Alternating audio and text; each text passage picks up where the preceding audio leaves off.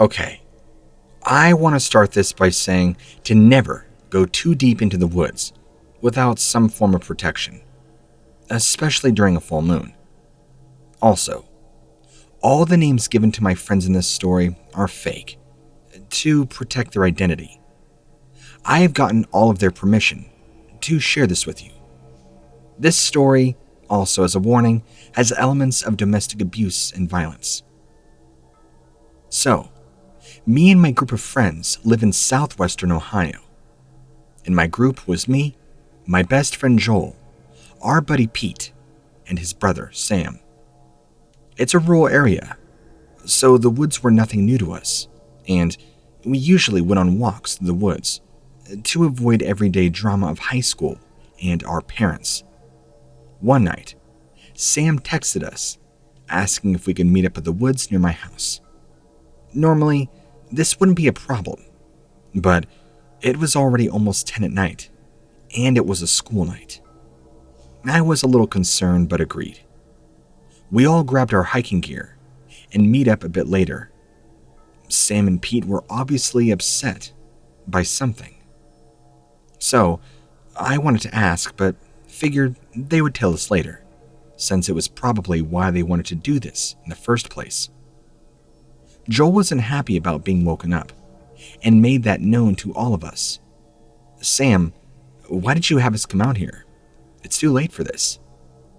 Sam pushed past him, saying he would explain once we were deep enough in the woods.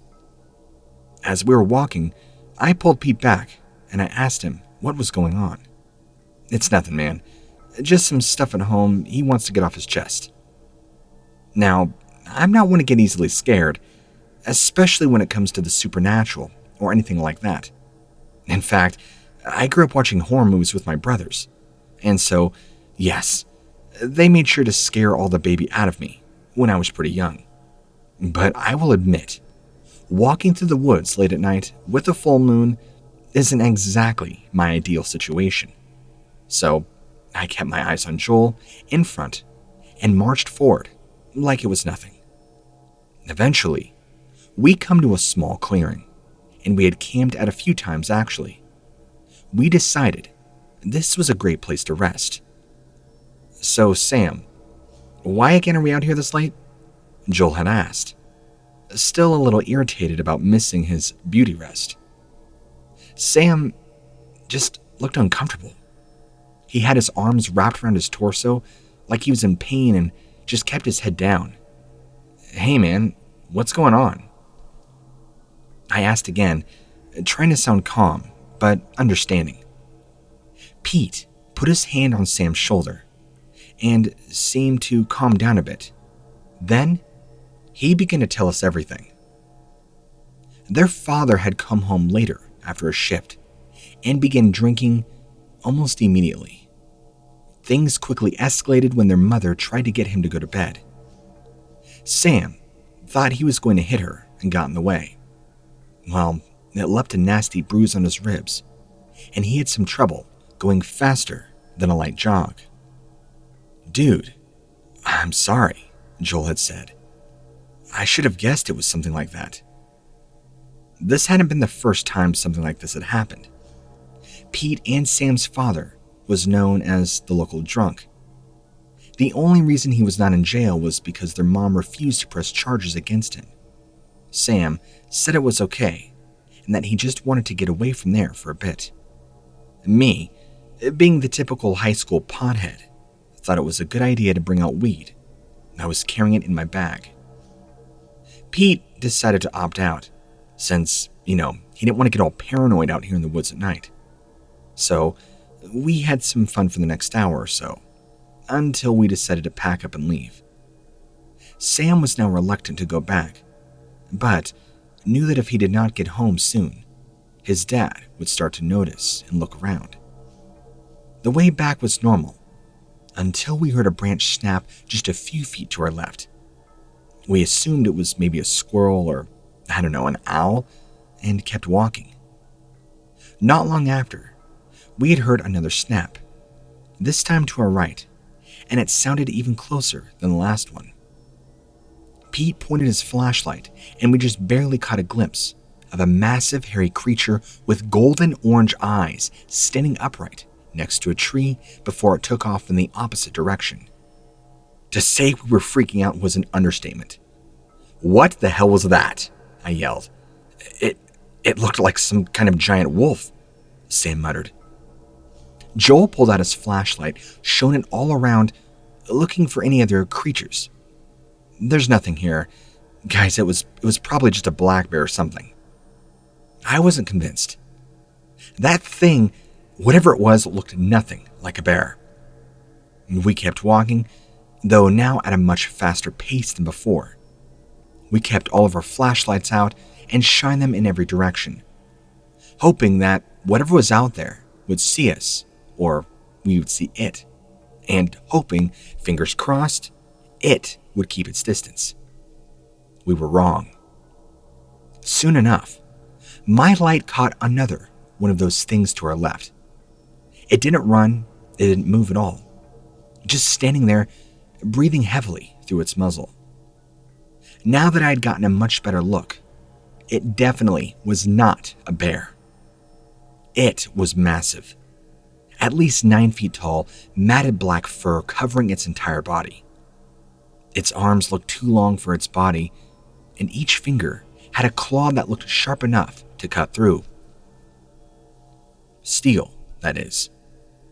Its teeth were jagged, black at the tips, and its eyes were this sunken, deep yellow. I felt like I couldn't look away. "Guys," I squeaked out, and they all turned, and Sam sounded like he was about to crap bricks. We were all staring at whatever this was, wondering what it is we should do. Should we run for it? Should we stand here? Pete said no, definitely not. And Joel whispered, "It wasn't any animal we knew, but whatever it was definitely seemed like a predator, and that means running meant death."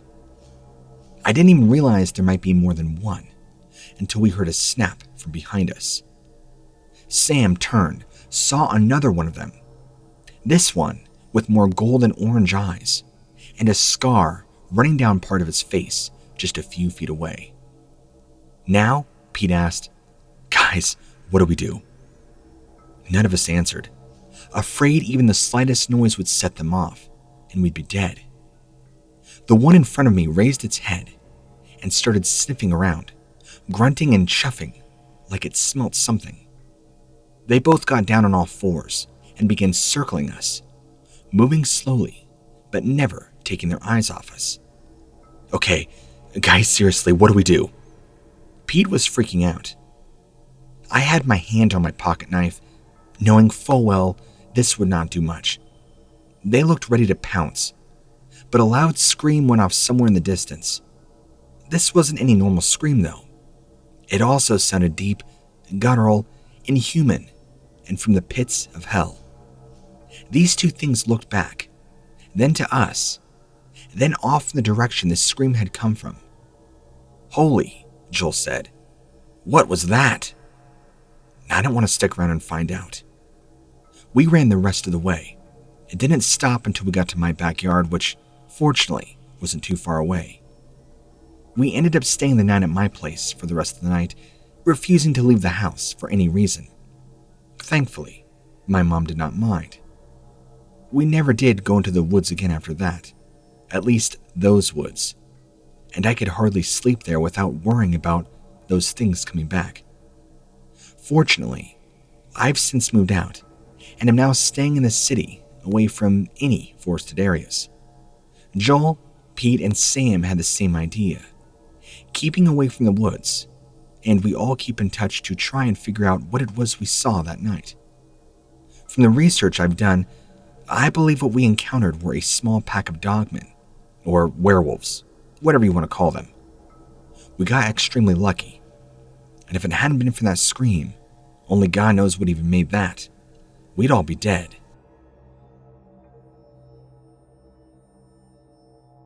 Wawina was an alternative high school in the inner western suburbs of Sydney, Australia.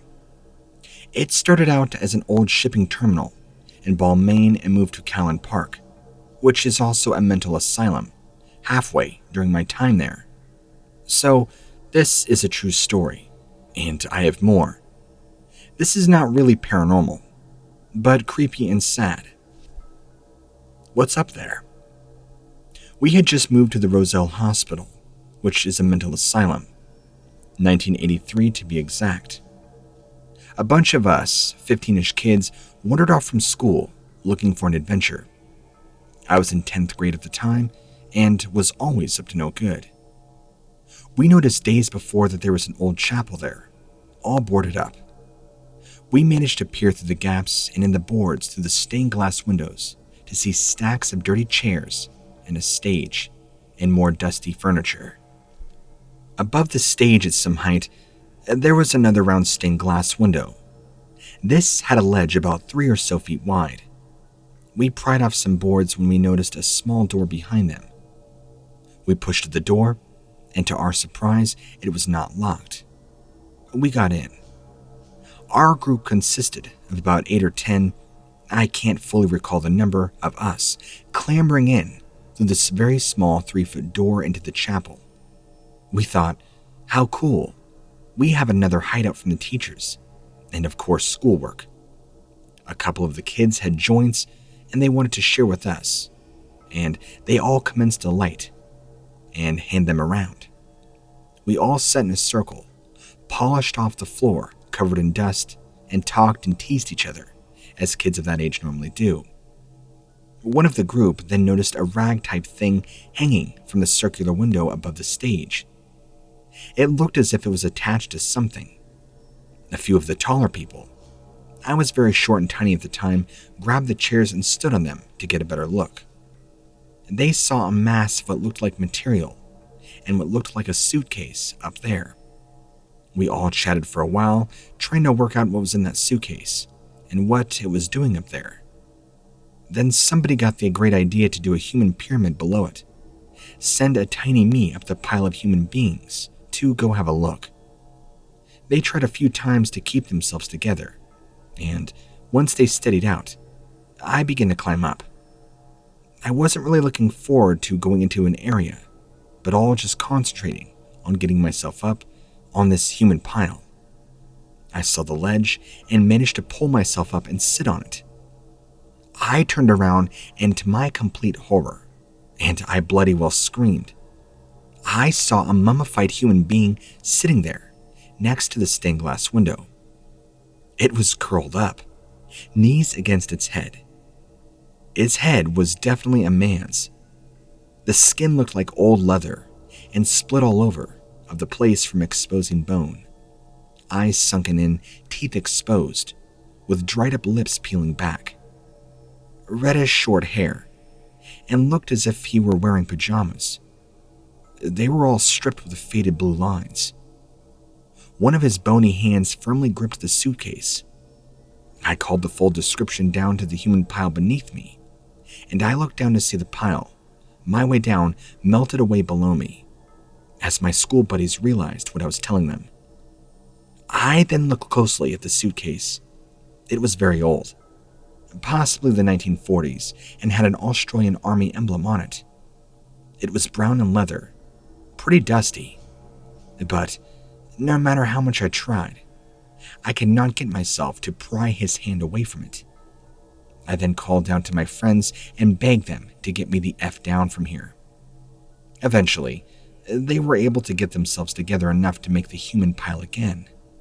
I quickly scrambled down. Then, I told one of the guys at the top to have a look themselves. I was in total disbelief at what I had just seen. The pile shifted a bit as one of the smaller boys at the top started to look. Then a scream of horror. Next thing I knew, the whole pile of people were on the floor, all looking sore and bewildered. We stood around talking about what to do. If we got help, we were basically turning ourselves in for smoking and a break enter.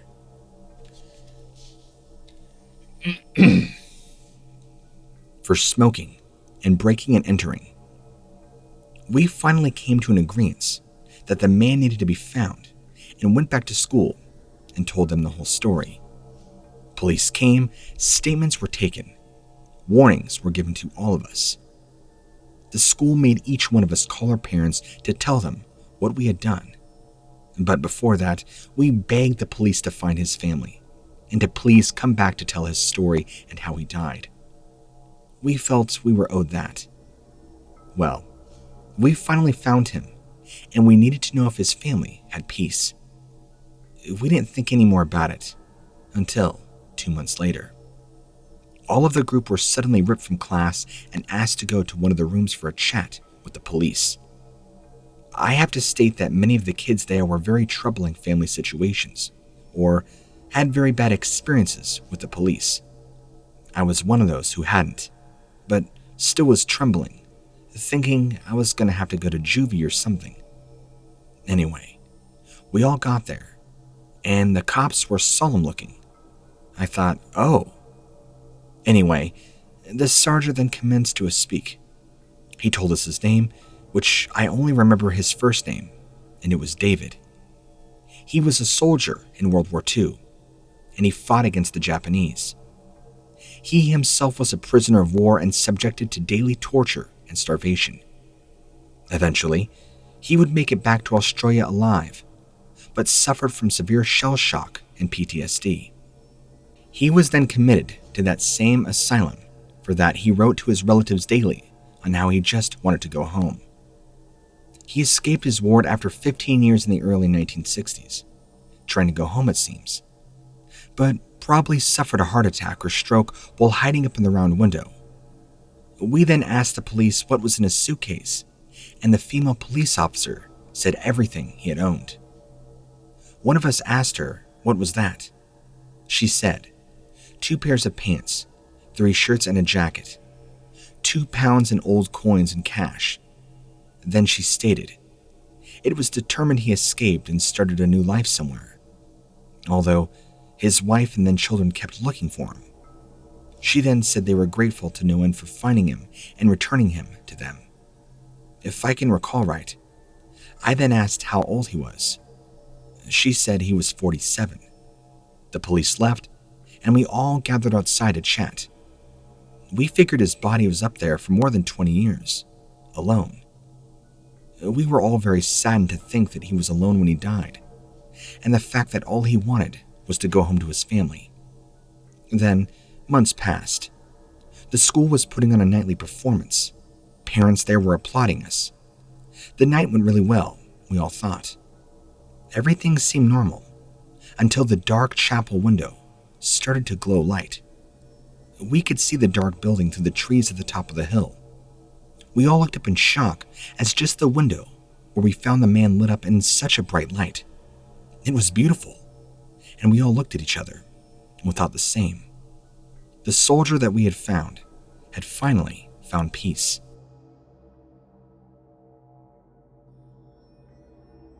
I've worked at Bar Corp for about 4 years now, and during this time, I've may notice some pretty strange happenings. See, Bar Corp is a shipping company, but don't bother looking it up, as this isn't the actual name of the company. Privacy and all. Bark Corp ships everything and anything, and I do mean that literally. Car parts to plane engines, and regrettably for me, dead bodies. Yes, you read that correctly. Dead bodies. And they aren't always whole. Before I get too far into details, I should probably back up to day 1. I was told to be on site at 7 p.m. sharp. Once I arrived, I was shown the warehouse, introduced to a few second shift workers who'd be leaving as I got into work, given a quick tour, and then sent off to work. The entire thing was uneventful, except 2 oddities. The first, my building is only 2 stories, yet it still has an elevator that apparently does not work. I'd been advised to stay out of it completely, no matter what. I had casually joked about saying, what if I hear a kitten? My boss looked me dead in the eye, with a straight face, and repeated very sternly, no matter what. 2. The closer to 10 p.m. it got, the more skittish my coworkers became. One person even racing to get out the front door at the last minute, before 10. Red flags? Maybe. For me, this place seemed like a perfect job. Work alone, and as long as my work is done, no one cares what else I do. So, red flags brushed aside, I began my night job. Now, the events that transpire from this point are weird, and I'll do my best to categorize my notes over the years and list them in a proper timeline. Perhaps someone out there can come up with a logical conclusion, because at this point, I really don't know what to think about this place anymore. I'm going to start with the warehouse. This is a large 20-foot high rectangular building, roughly 2,000 square feet across by 3,000 feet deep. It's a temporary storage for items that will not fit in our off-site warehouse, or items I have to keep an eye on stuff worth a lot of money, or items like body parts needing temperature checks hourly. At 10 p.m., I am the only person in the building.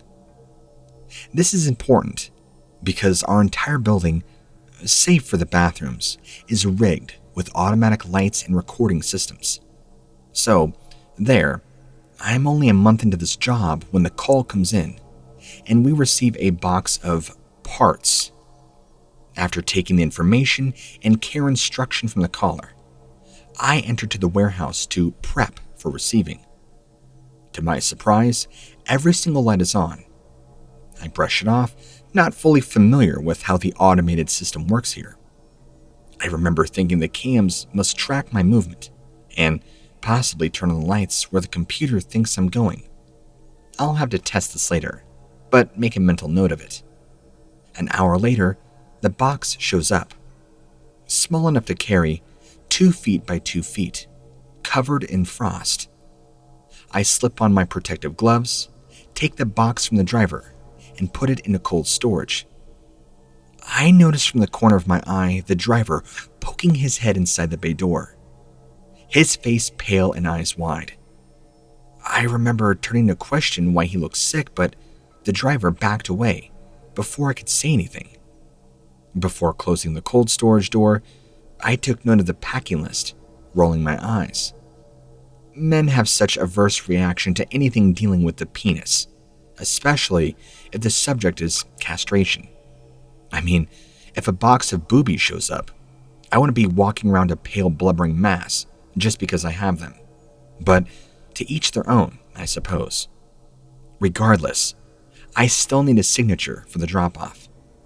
So, I exit the back door to find him shaking nervously by his truck. I recall trying to joke at his nerves, but he wasn't having it. Okay, so he doesn't appreciate my sense of humor. It's fine. I hand him the papers to sign, and as I wait, he questions who else is working. We have a brief discussion of my work hours and when everybody else leaves, but he kept looking behind me.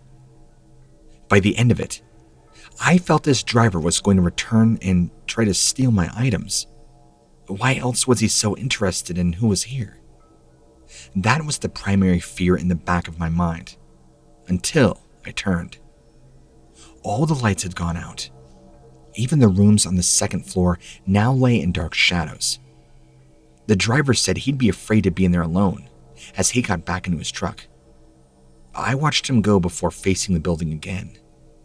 I again assumed this is going to be the automated system shutting off all the lights, since I'd left the building. With the driver gone and most of my duties that night already completed, I decided to take a break and test it. Since I'd have to check the cold storage every hour or so, it was the perfect opportunity. So, I stepped into the doorway. Only the light directly over me had flicked to life. I'd never seen the lights come on until now, so I wasn't sure if this was normal. As I walked back to my office, the rest of the lights behaved similarly, only flicking to life when I was close to them. I spent the next hour wandering both floors of the building. Every room, each hallway, always the same result. Lights only turn on when motion is close. They seemed to stay on longer than an hour, too. By the time I made my way back to the cold storage, the lights were still on from where I'd walked on the aisles an hour before. So, I continued my experiments with the lights and camera system all night. I finally concluded that with confidence, there was no way the cams or lights would turn on if the sensors did not detect motion. 4 years later, and the system still puzzles me. Some nights I enter the warehouse and only one back corner light is on. Should be impossible, considering how many aisles you must cross to get to the corner.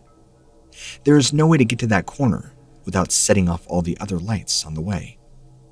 I've sat to watch the cams, curious to catch something. The outside of the screen will light up red when the camera senses movement. Although I've never seen anything moving. There's a strange flashing floaty light in the warehouse, only visible to the cameras. But for some reason, the overhead lights aren't triggered by it. Anyway, the light system is all I have time to describe right now. I'll get to everything else eventually, but catching up 4 years of notes is a little tedious. I'll post again when I get the next pile of papers organized. In the meantime, what's up with the lights around here?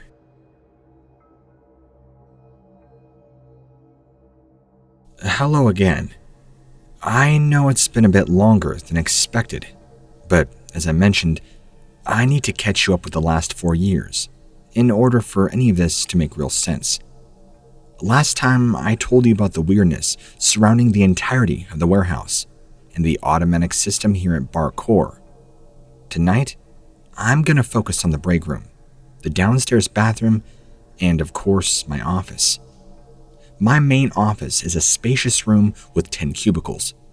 4 are centered, and 3 line opposite sides of the room. There's a door to the dock from the main office and a door to the main down the hallway. Down the main hallway, the first door on the right is my boss's office. On the left is another short hallway leading to the bathrooms, and on the left in the break room to the right. It was in here, the break room, that more oddities began to really take place. There is a large 2-fridge door, making all the normal sounds a fridge will make, and for a while, when I heated my food, I didn't pay any mind to the noises. However, while talking to my sister on the phone one night, she asked me why I was knocking. We both remained silent for maybe 10 seconds. Then, I heard the knocks too. 3 sharp knocks from the back of the fridge. I laughed it off as normal, since fridges make noises. I blamed it on the ice maker, but my logic was quickly crushed when my sister questioned when I had used ice. As some of you might be aware, a knocking sound may come when the ice maker operates in the fridge. I, however, have extremely sensitive teeth, and thus do not use ice. And as I mentioned before, after 10 p.m., I'm the only one in the building. So why would the fridge be refilling ice at 3 a.m.? This noise is a nightly occurrence. Without fail, when I enter the break room, regardless of the time, something knocks on the fridge. Oddly enough, the sound seems to come from behind the fridge. Now, just this alone isn't exactly enough to set my hair on end, but about 6 months into working for Bar Core, I began to find popcorn kernels left in the microwave. I know what you're thinking. There's nothing weird about that, right? And yet, it's the innocence of this finding that sets my nerves on edge. The first time it happened, it was just a single unpopped kernel. I assumed somebody had left it behind in the microwave. I tossed it out before heating up my food. Soon, it was a nightly event, and it would seem to appear before, during, and after using the microwave. I'd heat up food around 10 p.m. after everybody had left. No popcorn. But around 2 a.m., I'd go to use the microwave again, and bam, an unpopped kernel just sitting there. Some nights, I use the microwave 4, maybe 5 times. Not until the last use I will find it. The thing that bothers me the most is, why is it always unpopped? Even if it seems to appear between the time I put my food or drink in to the time I take it out, it's always unpopped. I know these two things by themselves aren't exactly scary, but keep in mind that these are happenings that I did not notice on day one and have now been nightly events for the last 4 years. A few smaller events, snacks in the snack machine, move or disappear altogether. I press the button for the soda vendor to check if the item is available. I put my money in, and suddenly, the item is no longer there. Items get stuck on invisible walls inside the machine. No amount of kicking or shacking or otherwise will free them. However, once I've tried everything to free them and have gotten sufficiently upset, the item will just drop. I've even benefited from this a few times and gotten 2 items. I brush it off and tell myself it's because the machines are old and buggy. I mean, what choice do I really have? I do enjoy my job, despite the strangeness. I know this entire thing is starting to sound ridiculous. Maybe the break room isn't all that bad. But out of everything else, it just doesn't feel right. Across the hall are the downstairs bathrooms. Now, I can't say for sure what is inside the male bathroom. I've never needed to or have been curious enough to look. The women's bathroom contains 2 stalls, one larger for wheelchairs, and the other is normal. There's also a small trash can and a simple sink. About a year into working here, I began to notice a strange noise. This mechanical crank sound that the handheld dispenser makes. Thing is, we don't use those in any bathroom in the building. This sound in fact did press my curiosity enough to put my head into the men's restroom to check. The men's room also had the same metal hand towel holder, like the woman's. You know, the ones that you pull the lever and the bottom come out, right? The ones that make no noise. Even if it had an automatic dispenser, who would be using it? It has become this mundane thing I hardly even notice. So, I thought nothing of it when I entered. And about a month ago, I entered the stall to do my business, when suddenly, the toilet breathed. Now, I don't spook very easily, but my hair set on end. My muscles tensed, and I was up and out of that bathroom before my pants were even buttoned. It took several hours before I could force myself to go back in there. And by then, I talked myself down from the fear. I had convinced myself it was just the water coming on. The noise that happens when the back tank fills. Sort of like a breathing sound, right? I stick my head in the now dark bathroom. The unease creeps in like a bad hangover. I can't remember if I shut off the light. I hold my breath, flick the light, waiting, but it's silent. I laugh at myself and breathe. It had to be the pipes, right? Curiosity now had a hold on me. So I go to the toilet, flush, listening. The sound is not what I heard, not even close. As the tank finished filling, the sound of running water ends. The toilet breathes again. You know when you take a really deep breath, then breathe out heavily? That is what it sounded like. I'm not kidding. I just kind of stood there in shock, trying to understand what I was hearing. The water in the bowl was still, and the tank had stopped filling with water, and yet this breathing sound continued. A long, heavy sigh, then silence for about 10 seconds, and another breath. Needless to say, I tore out of there as soon as the second breath happened. I've yet to use that bathroom since, instead of using the upstairs or dock bathroom. Lastly, I'd like to brief you on the main office. This is where I spend most of my time, and it's always weird. The temperature constantly fluctuates. Windows show reflections of what I swear is somebody walking down the hall, but there is never anything there. The cameras never seem to spot any of these, reflections. The desk goes against the wall directly behind me, and it creaks, clicks even, and occasionally gives me the strong impression somebody is sitting behind me. 9 times out of 10, I ignore it, but sometimes it's too heavy, so I get up and go smoke. Upon my return, I can clearly see the desk is empty, and the feeling is gone. Above my desk is a hole in the ceiling tile where electrical wires come from. The hole is about 5 inches wide and maybe 10 inches long, much bigger than needed for just a few cables.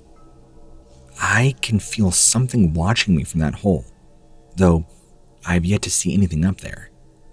I do find tiny bits of white substance on my desk, directly under the hole. It's as though something knocked off pieces of ceiling, as it, whatever it is, peered at me from the edge of the hole, leaving behind dusty white specks. Upon mentioning this to my manager, I was informed that I was not the only one to feel watched, but the dust on my desk was most likely due to mice. I accepted this for all about 30 seconds because you know what mice leave behind, and you know what the entire building is lacking. You guessed it. The entire building and warehouse has zero evidence of mice or rats. No poops, no nesting, no chew marks. Nothing.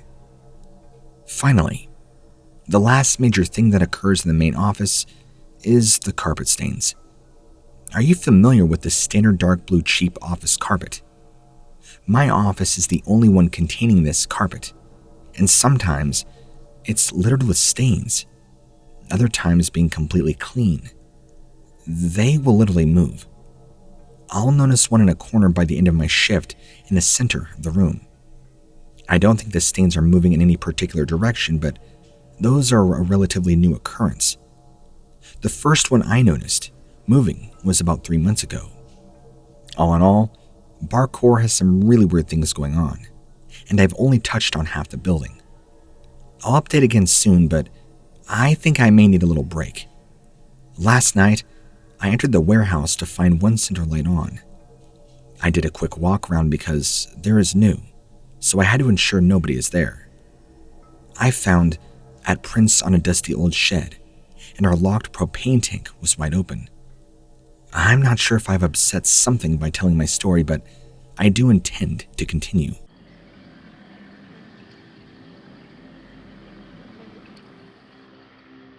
Alright, I have a story to tell you. I want to first mention that I'm a huge fan of your channel, and I'm very interested in the paranormal and cryptids. But I've always known them to be a work of fiction, and even though I'm interested in them, I've always believed them just to be stories and nothing more. Entertaining stories at that.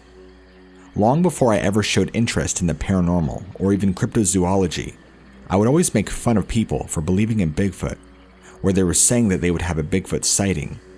And not just Bigfoot.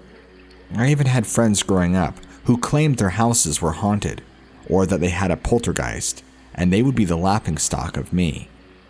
My outlook was generally, if you believed in that garbage, you were subhuman. And I don't know why I held such a negativity and anger toward that belief and mentality for as long as I did. But over the course of me aging, I've come to open my mind a lot. I believe my interests have shaped and changed my opinion more in the past 15 years than actual life experiences. My opinion has now changed, but before I get into my story, let me give you a little bit of background info on me. I'm 37, and I'm currently living with my mother while she is extremely sick and needing somebody to help take care of her. I am an only child, and my father passed away when I was very little. I don't have much memories of him, so I grew up very close with my mother. I moved out of state when I turned 18 and went to college, got a good paying job, and around my 31st birthday, my mother started getting very ill. Soon after that, she was diagnosed with cancer and decided that she didn't want to go the chemotherapy route because her saying she didn't want me to remember her that way, sickly and dying. She was able to make it on her own for a while, but in this past couple of years, it's gotten really bad, so I've opted to come and live with her for the time being, just to help take care of her. She's still able to go and drive on her own and do things, but she is very limited on what she can and can't do. I'm still mentally preparing for the day that she is going to pass, which I know is in the very near future.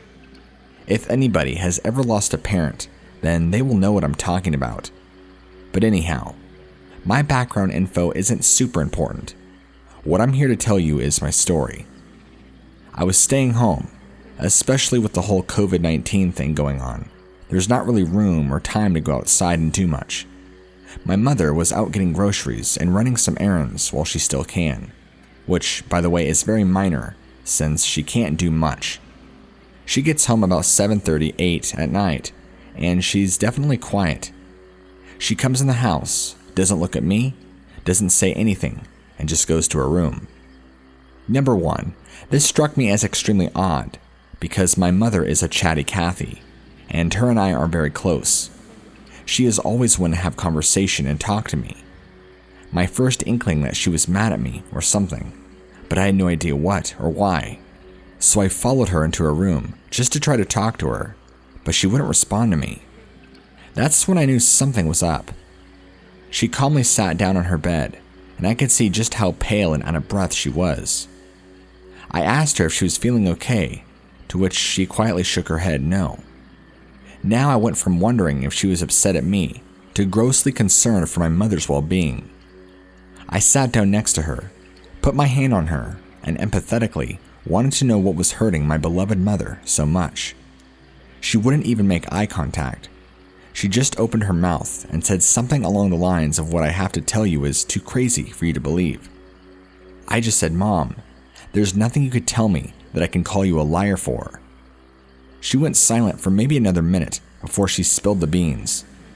I listened intently, making sure to give her my full attention, so she did not feel in the least bit ashamed, ignored, or not paid attention to. On the way home, my mother pulls into a pullout on the side of the road to respond to a couple of text messages from a friend. She does this often. She's not the type of person to wait till she gets home or to a certain location to respond. She will pull over at the very next pull-off she can and pull out her phone and text you back. In a way, it's really nice if you're trying to have a conversation with her, but at the same time, if you're in the passenger side and you're trying to get to somewhere, it can drive you crazy, constantly pulling over all the time to her responding to people. But she is very anti-texting and driving, so I guess safety is best. During the course of her sending a response text to one of her friends, she looks up, and running at her out of the woods to the right of the car was what she said was a lizard man. It jumped on the hood of her car and tore her front bumper off entirely before speeding away and knocking the thing off her vehicle. Then, she said it chased after her car for a couple of miles, nearly jumping on the top of the car before veering off down into an embankment. As she's telling me the story, she is visibly physically shaking, and her voice is tensing up. I was reliving her trauma through her eyes and her physically expressing the story to me. Either she's a liar and a damn good actor, or she went through something that she believes is not of this world. My mother isn't the type of person to make up stories. She is a very honest, do the right thing kind of person, and always has been. I give kudos to her for raising me with a good moral compass. Thanks, Mom. I asked her afterward what she thought it could have been, and she just shook her head saying she did not know. I had her describe it to me, and she said it was about 9 feet tall, built like a bodybuilder, head like a massive lizard, yellow eyes, large teeth, and long claws. And when it jumped onto the front of the car, it kind of belly flopped, as she described it. It kind of slid off the front, and used its other hand to tear the front of her bumper off, and nearly pulled out her right headlight. She was shaking and screaming so bad.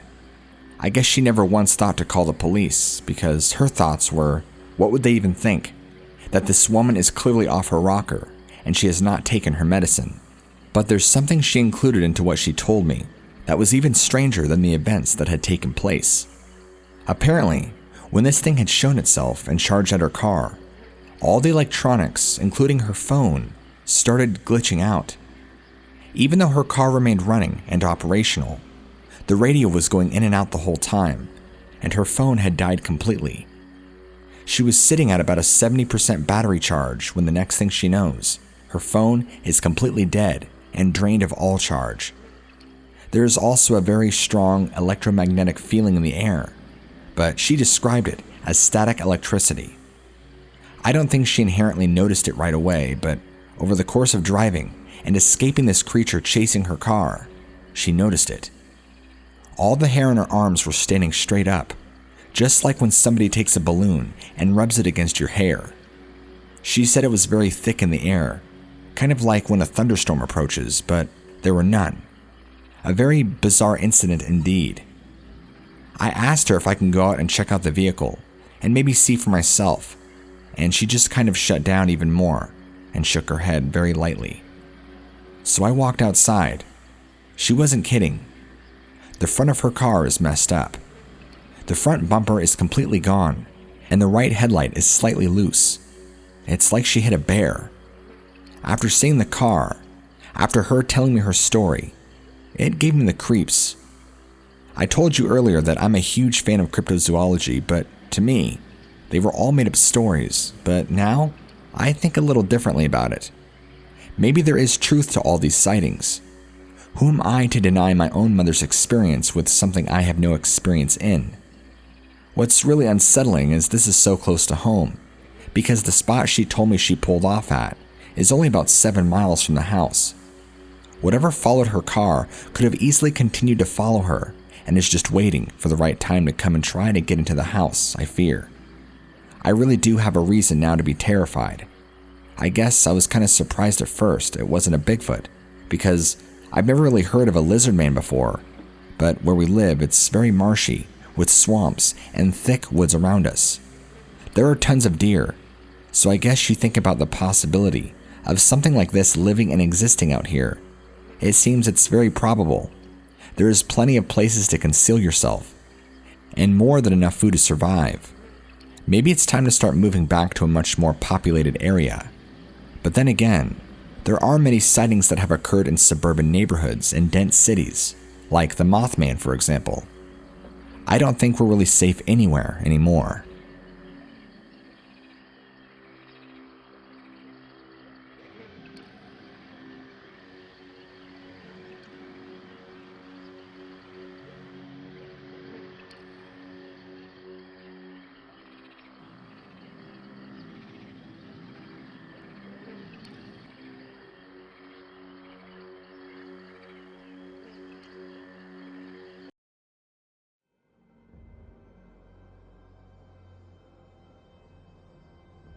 Many moons back, it used to be a ritual with my dad and I that we would go camping at Lake Winnipeg during the summer months, at least.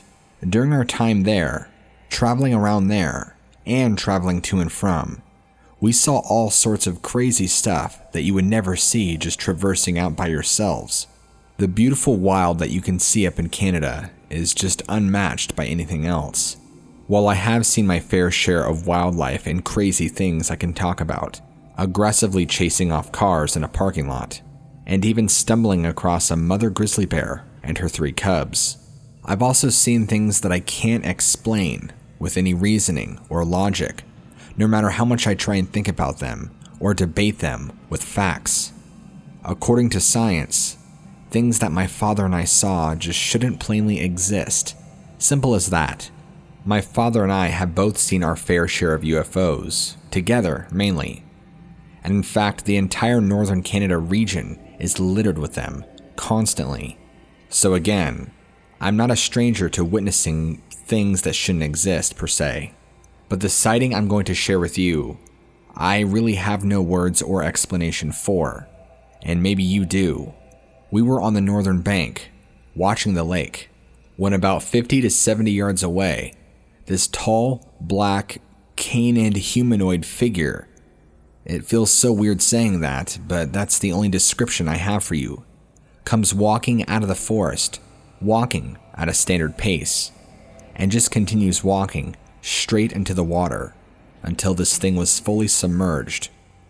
We didn't see any bubbles, we didn't even see it flinch or any sort of extra movement as soon as it went into the water. It's literally like it just walked headfirst into the water, with no questions asked. I can't remember the film, but it reminded me of a scene in a movie where a dad is set to drown himself, and so he just casually walks into a pond, just like that, until his head is fully submerged, and he drowns. Except this was similar, and not quite the same thing. My dad and I are both in shock and look at each other, and we both yell at each other. "Did you just see that? What was that thing?" While we got a good look at it from far away, we couldn't see the crucial details because of how far it was away. But this thing didn't seem to notice us, as far as we can tell. It never once glanced over in our direction, or in any of its directions to be exact. And once it fully submerged into the water, we saw no signs that it was still alive, no air bubbles, and it certainly did not resubmerge anytime soon. Because the area of the bank we were on, there's really nowhere it could have resurfaced without us seeing it, and it didn't. So not only were my father and I weirded out by what we saw, but we couldn't even fathom what it is that we saw. After we see it submerge, I'm scanning where it went in, I'm scanning the bank, and my father is scanning out in the lake to see if he could see it swimming, and we couldn't. It's almost as if this thing, whatever it was that fully walked in and submerged itself, was just walking casually, strolling along the bottom of the lake. What we saw was a tall, black figure, and it looked to be like it kind of had a dog head. It was pitch black, but we saw two large pointed ears and a snout. The body that the head was on looked just like a man, to the T. A relatively lean man, no doubt, that was muscly, but human legs, human arms, didn't see any claws or anything weird, nothing disproportionate. It's as if somebody took a dog head and stuck it right on a human body. And even though this figure was an estimated 50 to 70 yards away, it was pitch black. We couldn't see any details of this thing that would allow us to better identify what it is that we saw. Was it an animal? Or was it a person? Or was this a thing?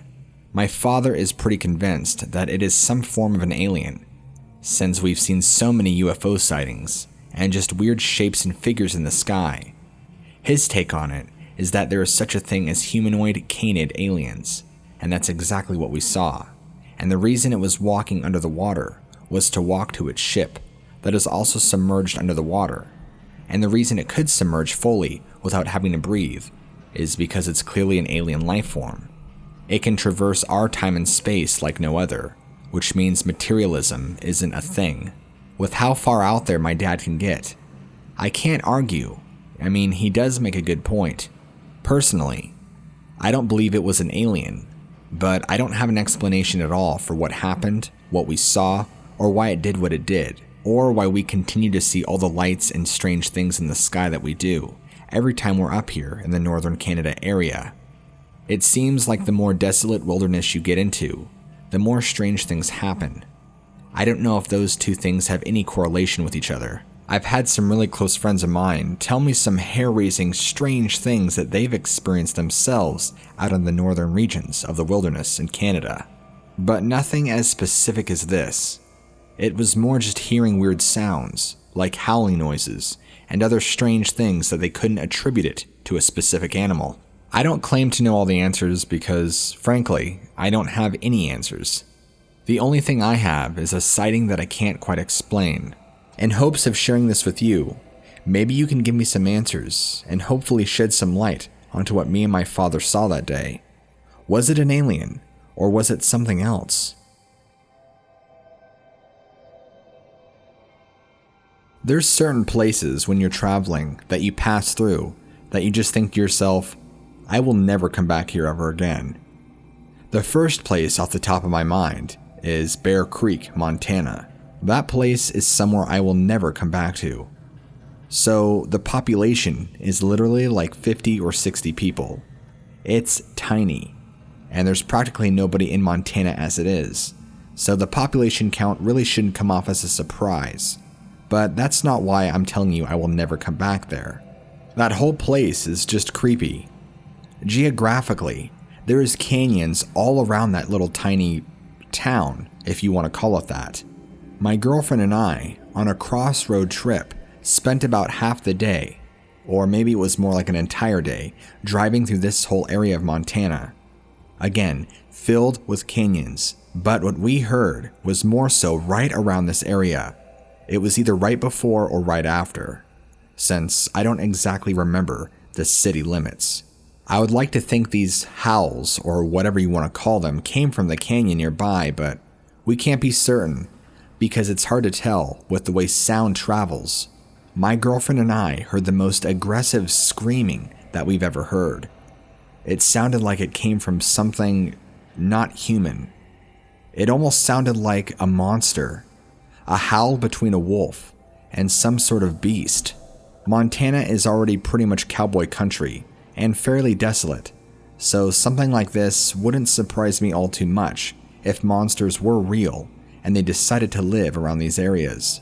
The noises we were hearing terrified us inside our tiny car with the windows rolled down and the radio playing softly in the background.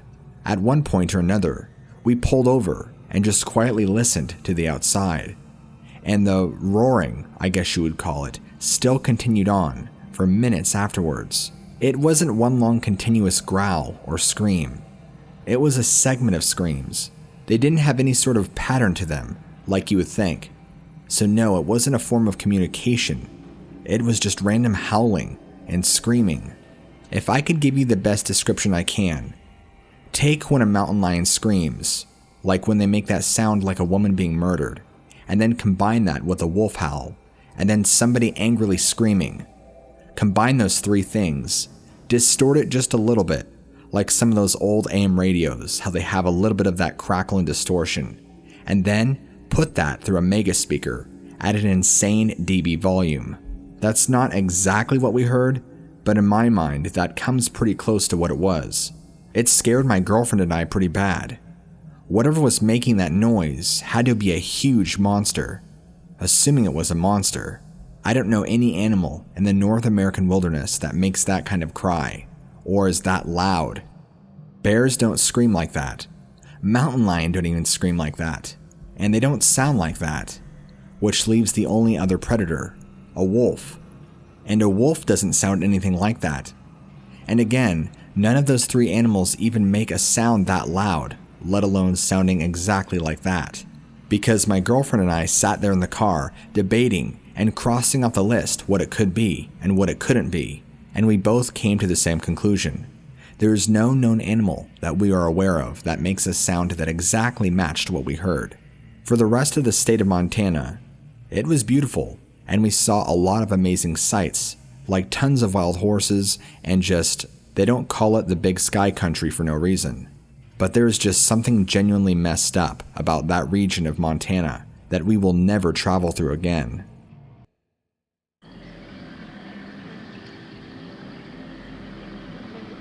About 15 or so years ago, my family decided to go down to Florida to visit some relatives that we hadn't seen in a really long time.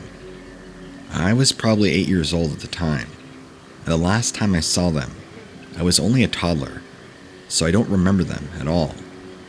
I would even get to play with cousins my age, so I was pretty excited. But as it turns out, I fell ill upon the day of our arrival, after 2 days of driving.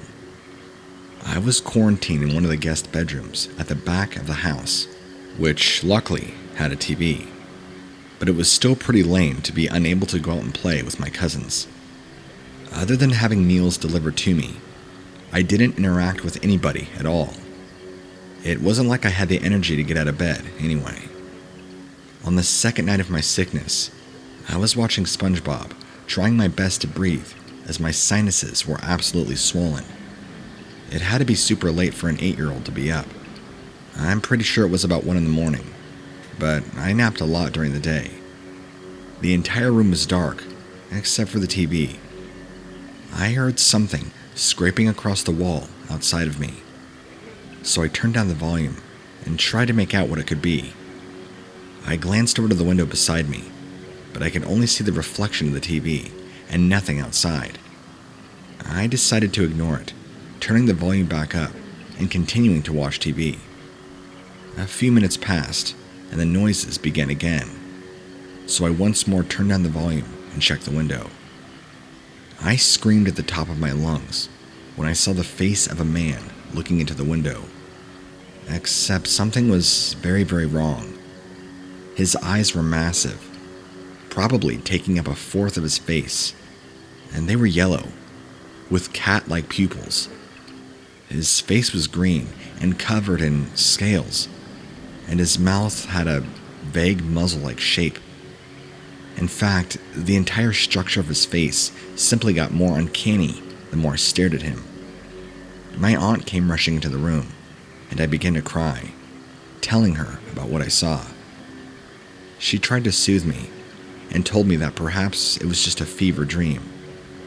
I swore it wasn't, but she eventually managed to distract me by putting on a movie. Soon enough, I drifted off to sleep, waking up in the morning with the TV still going. I felt a little better that day and wanted to go out, but still was not allowed to. So, I found myself watching TV all day again. My sinuses weren't as clogged as that night, so I managed to fall asleep. However, the sounds of the scraping against the house pulled me out of my slumber, and I opened my eyes to the room being completely pitch black. The only hint of light came from the window, and there, I once again spotted this creature staring at me in bed. It flicked out its tongue, which, just like a snake, was forked before putting its hand on the window, seemingly trying to find a way in. Its hands only vaguely resembled that of a person's. They were longer, more narrow, scaly, dark brown, with thick, curved, sharp nails, almost like bird talons. I screamed once more, causing my aunt to rush in. Once again, she arrived. I cried about this thing returning, and that I didn't want to sleep in that room anymore. Since the room was used so sparsely, they had never bothered to install blinds or curtains on the window, meaning that this thing could look at me anytime it wanted, and I wasn't having any of it. So, they just gave in and moved me to the living room. At family reunions, people still poke fun at me for this event. I stand by it though. That thing, whatever I saw, was more real than you can imagine.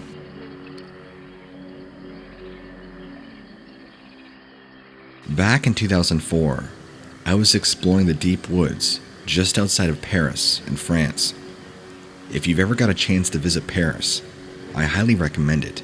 It is beautiful, even if you are not from there and might be an American or Canadian. There's something for you to see. It's just so captivating. It's also the city of love, in case you didn't know. Anyway, I went out exploring into the deep woods around the city, because again, there's more to explore than just the city itself. We found many great places to look into, from trails to all sorts of deep woods and locations. There's actually a huge amount of amazing trails all outside of Paris that you can hike. Of course, my French is terrible, and if it wasn't for the friend that I was with, who happens to be from France, but her English is really good, I probably wouldn't even made my way to the bathroom in our hotel. So, a huge thanks goes out to her for getting us around here. But anyway, there was a huge amount of trails to explore, so we just started picking a few and going on them. I don't remember the name of the trail, because again, my French is awful, but what I can tell you is that we got by this small lake pond, and something terrible happened. At first, I thought there was a crocodile emerging from the water. Whatever this thing was, it was scaly and green, and it was very, very long. Her and I both freaked. The face almost reminded me of that of a shark, and had large jagged teeth. The head was almost covered in scales and weird eyes, and even had slits on its head. It even had a bony kind of protruding spine, with a very skeletal frame. It was wide, but not overly wide, and almost seemed webbed and scaly in appearance. This thing was a freak of nature, and it climbed out of the water partially, looked over at us, and kind of had an uh-oh look on its face, like it didn't realize we were there, and slowly crawled itself back under the water, as to conceal itself, like it was trying to get out and be sneaky, but didn't realize we were there. It obviously scared the living crap out of both me and my friend, and we booked it out of there. The whole time I kept talking to my friend, asking, "Did you see that? What was that?" Her and I kind of just chalked it up to some sort of mutant fish or lizard. I don't know. I have no idea what kind of dump or waste gets poured out here in the waters, but that's what I assumed it was, since I'm not a believer in ghosts or anything weird like that. But this was something I've never seen before. At the time, there was nobody else on this trail, and of course, throughout our time there in France, I had bothered asking some people about that trail, and asking if anybody else has seen anything weird, to which of course we got the answer, no, there was not. Which leads me to my ultimate conclusion, that we probably just saw some anomaly of nature, some sort of rare mutated creature or lizard. I don't know. I don't know if I'm even submitting this story to the right podcast. It looks like you mostly tell stories that take place at the edge of civilization. Well, my encounter takes place in the heart of it. I was riding the coattails of a very powerful company, one that was rapidly rising in the ranks of energy dominance in the Western world, as in reaching up into those tiers where espionage and foul play began to become part of the equation. I wasn't exactly in the club, but I got to wear a suit, and with other people who were pretty much gods in neckties. I also got to sit in most of the important meetings, which is where this story really begins. This was a critical year for us, and I was at our HQ in Manhattan, where we had gotten word that we had a prospective partner from overseas that was bringing some very tempting offers.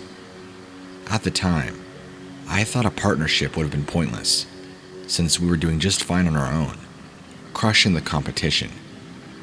Taking anybody on as a business partner would be an act of benevolence more than a business strategy. So, the meeting came and went, and everything had to be done through a translator. Long story short, I'll spare you as many boring details as I can. There was a deal struck, and the CEO and owner of their company, who is now the owner of our company, seemed to make eye contact with me often. I tried to rot it off as nerves or paranoia from stress, but the more I tried to ignore it, the more I could see him looking at me, almost into me. He would be speaking to somebody else at the conference table. Somebody else would be speaking, but his eyes were on me. Before long, I was invited to what was more or less a personal meeting with the new CEO, if you didn't count the interpreter and one or two silent bouncers. Essentially, gorillas in suits. The new CEO, who we'll call Mr. Moon, greeted me enthusiastically in our first meeting and lavished me with over the acquisition of the company. He remarked that I must be special if my superiors had always kept me nearby, since I didn't occupy the same stature that they did. I thanked him as graciously as possible, and I must not have been very convincing, because his eyes still had that hard aspect to them, that when he was giving me looks from across the conference table. The first meeting ended good though. There were more one-on-ones, and the questions got more probing, and I became more defensive. And then I started to think I saw changes in the man on the other side of the language barrier. When he blinked for a split second, I would see what resembled a second membrane sweep back and forth across his eyes. Then, his eyes had a slight glow to them that was perceptible even in a meeting room where daylight was streaming through the large glass windows. And then his tongue looked different. Several times when he was telling me how happy I would be, the more I embraced the destiny of our two companies, his tongue flicked out differently, not like U's and I's. It was long and more narrow. Once and only once, I thought I saw it move in a way that didn't seem possible. When you see something like that only once, you think you're losing your mind. I felt cornered in these meetings, and I studied the way the new CEO and his people regarded me. It was like they weren't sure what to do with me, as if they weren't sure that they could get through to everybody but me. Whatever tactics or whatever they were using that worked on everybody else, it wasn't fazing me. Look, I'll be blunt. I'm convinced that this man and his people are reptilians, and they have used hocus pocus or some kind of mind control technique to secure the acquisition of our company and the cooperation of everybody in their way. I've listened to your past stories about similar creatures being found in remote and wild areas, which just adds another chilling dimension to my experience and makes it all the more real for me. It means these things are everywhere, whether they're embodying human beings or whether they're just in their fleshly beast bodies, whatever that means. That means they're watching us wherever we are, from the bottom of human society all the way to the top.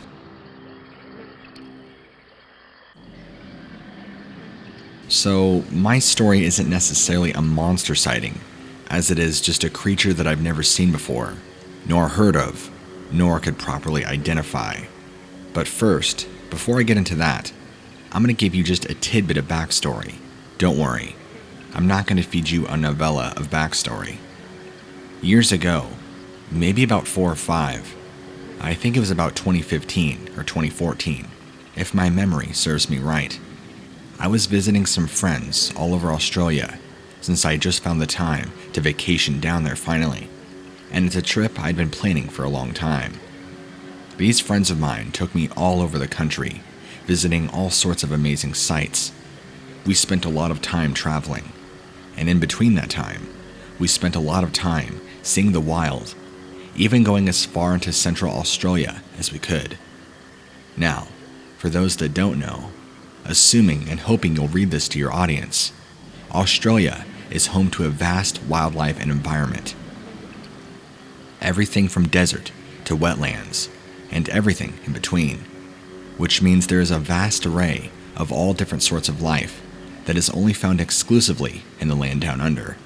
Another reason why I love the country. Anyway, at some point or another during our travels, I thought I saw what I thought was initially a crocodile.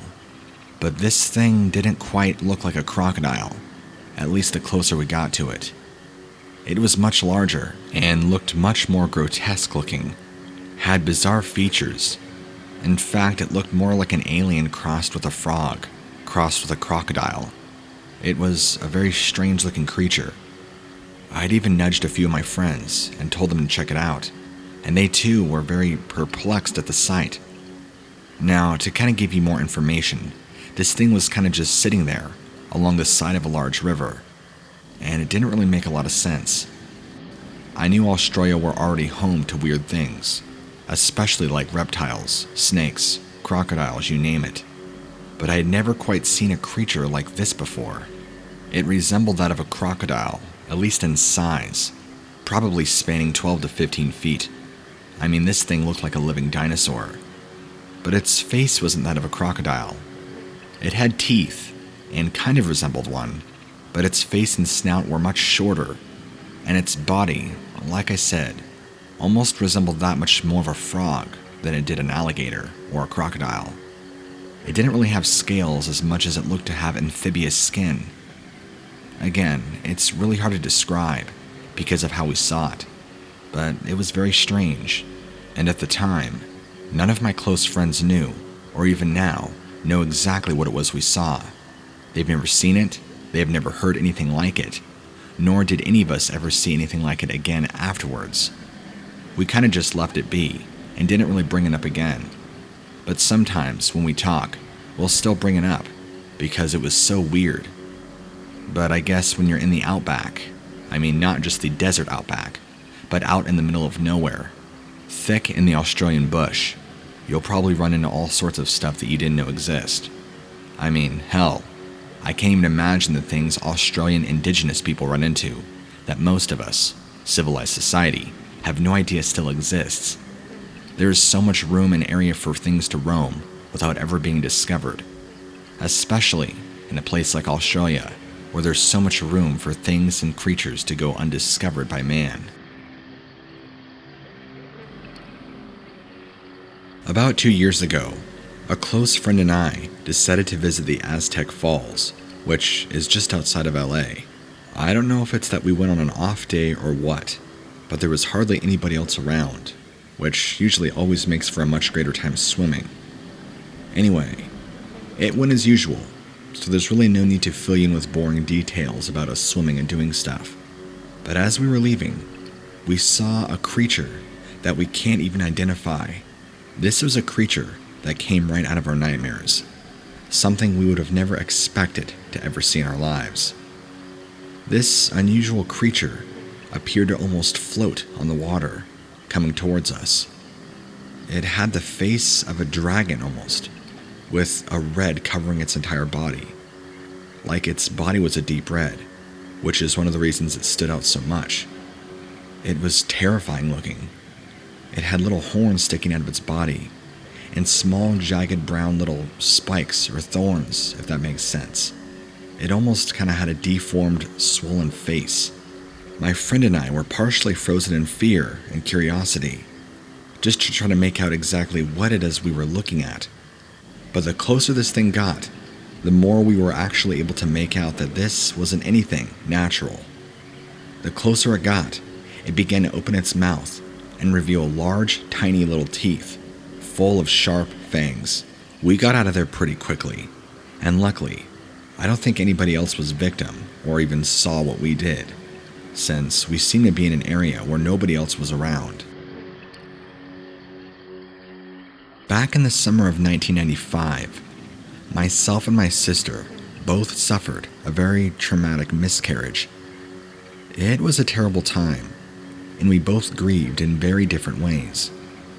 The one way we both coped, though, was to every day, for the entire summer, go down to the beach and watch the sunrise every morning.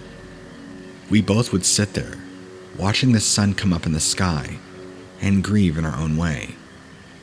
We are now both in our late 50s, and feel it might be the right time to come forward about an experience we had during the summer. As we watched the sun come in one morning, my sister persuaded me to go down to the waves and soak my feet in the tide. I did so, thinking it might be nice to feel the sea on my feet at this time in the morning. We stood at the shore for around 2 or 3 minutes. My sister pointed out that she could see something black swing past. We didn't know what it could be, but just dismissed it as a trick of the light. Then, a few moments later, she noticed the same thing swim past. I saw it too, and didn't know what it was. It looked like a submarine, but that was a ridiculous notion, as it was only about 5 or 10 feet deep in the water. Then, the next thing, we both fell back onto our backsides and screamed in terror. A reptilian-looking creature, the face of a crocodile, and the body that resembled a human, was swimming past us, with its body diving in and out of the water. It had green scaly skin, very large muscles, and crooked-like feet, which ended in long, webbed paws that had sharp toenails like fangs. It's very weird to describe, but that's what it looked like. The creature had a very horrendous face, and 2 huge black holes for eyes, and a large mouth. The creature, whatever this was, thrashed around in the water, as if it was hunting for prey, and glanced once at us, but somehow showed little interest. It continued flopping around the water for about a few minutes. We both just lay there with our mouths open in horror and shock, as the sun illuminated us both in the scene of the horror. When the creature had submerged and left, we both came to our senses and managed to walk back to our cars without losing it. We had talked about the incident since and wondered whether we should tell anybody. I told my husband, but he assured me at the time that it was just a side effect of my meds. I had been on Prozac after the miscarriage. I know what I saw was real to this day. Nobody believes me, except my sister, since we had both suffered intermittent depression for the last 25 years, and my sister suffers really bad from panic attacks. I think this was the incident that triggered her panic. I can't describe to you the horror of what I saw. It was hideous looking. I've never seen a creature like it, ever. Now, anytime I go to the ocean, that's always at the forefront of my mind. A few months after that experience, there was a shark attack on the beach, and a kid had died. Perhaps I witnessed something supernatural, or perhaps this was some kind of unknown creature that marine biologists have yet to discover. I think it would help me and my sister if we knew what we saw was real or not. I know it is.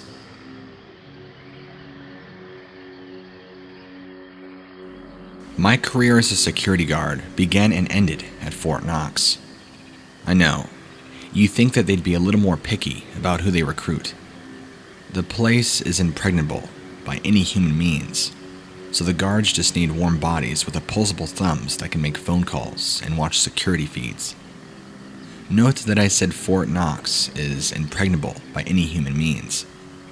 I had little experience that shows me that humans are the only creatures interested in material assets. Coming up on the place is pretty much a suicide attempt, but that doesn't keep the occasional figure showing up on camera at the very edge of the property. You gotta think, people are just curious, minus all the security measures, more wealth than they've ever seen sitting just a short distance away. But since the place is surrounded by steel fences, machine guns, landmines, and guard boxes, nobody really ever gets close. Well, one night, I spotted movement on the usual feed. A large shape was moving around the edge of the fence, as if it were more than just a curious visitor. That guy looks like they might actually be dumb enough to try and break in. I was right. This figure scaled the fence in no time, a feat considering that it is both electrified and has barbed wire at the top. Before I could react, the figure also slinked across the expanse of booby-trapped turf, triggering nothing. Its steps were carefully placed, and its overall movement was fluid and graceful. It almost looked like it was swimming through the air. I radioed that somebody had breached the perimeter and was rapidly advancing towards the central bunker. You know what? Since nobody believed that this place could be broken into, everyone was asleep at their posts for the night. I was the only one remaining vigilant, and I couldn't do anything except bark over the walkie-talkie. So, I decided to focus on getting a clear image of the intruder, who had bypassed the laser-triggered alarm and began scaling the granite walls. It was when the figure was climbing closer to the sheer granite walls that I realized I was dealing with nothing mundane. Not only was this moving with incredible speed, but a long tail dangled behind it. It looked and moved the way I've seen some species of lizards do, just the way they scale trees, with the very same fluid, liquid movements. For half a second, the thing paused its ascent and looked over its shoulder into the camera. The face was indistinct, but two eyes glowed with mischief, reflecting the night vision back into the lens. I was on the walkie every 30 seconds, and by the time I was finally able to rouse somebody, it seemed too late. The creature, the person, whatever this was, had gotten past the most sophisticated equipment in the country, and upon further investigation, had made it all the way into the vault. This was something obviously akin to lizards. It must have been sentient and intelligent. I tried to resist the connections that were being made in my mind, but logic is logic. If a thief breaks in for the sake of breaking in, it's either a thrill seeker or a test, an audit. A reptilian monster was performing an audit of Fort Knox's security measures. Why would the United States government put such a creature up to a security audit unless the people assigning the audit were reptilians themselves? When you work this closely with the government, you hear all the conspiracy theories that are there to be heard. But that night, I began to buy to them, and I suddenly feel very uncomfortable about who I'm working for.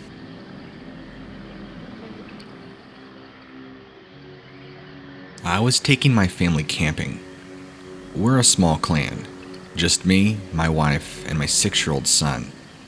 We're pretty much city slickers, so we don't quite go hardcore on roughing it. We had a tent and a means of building a fire, but we also kept a camper nearby, just in case the experience got to be too much for any of us to handle. I know, don't laugh at me. I'm surprised and proud to say that we held out better than most. My son complained about the bugs for about an hour, but then he was charmed by the entire thing. So, I was obligated to suppress my own complaints about insects and heat and the like. It was the second night, and we were all in our tents. My son had his own tent that was small. It was like a little bubble that was attached to ours. I was awoken by the sound of my son calling my name gently.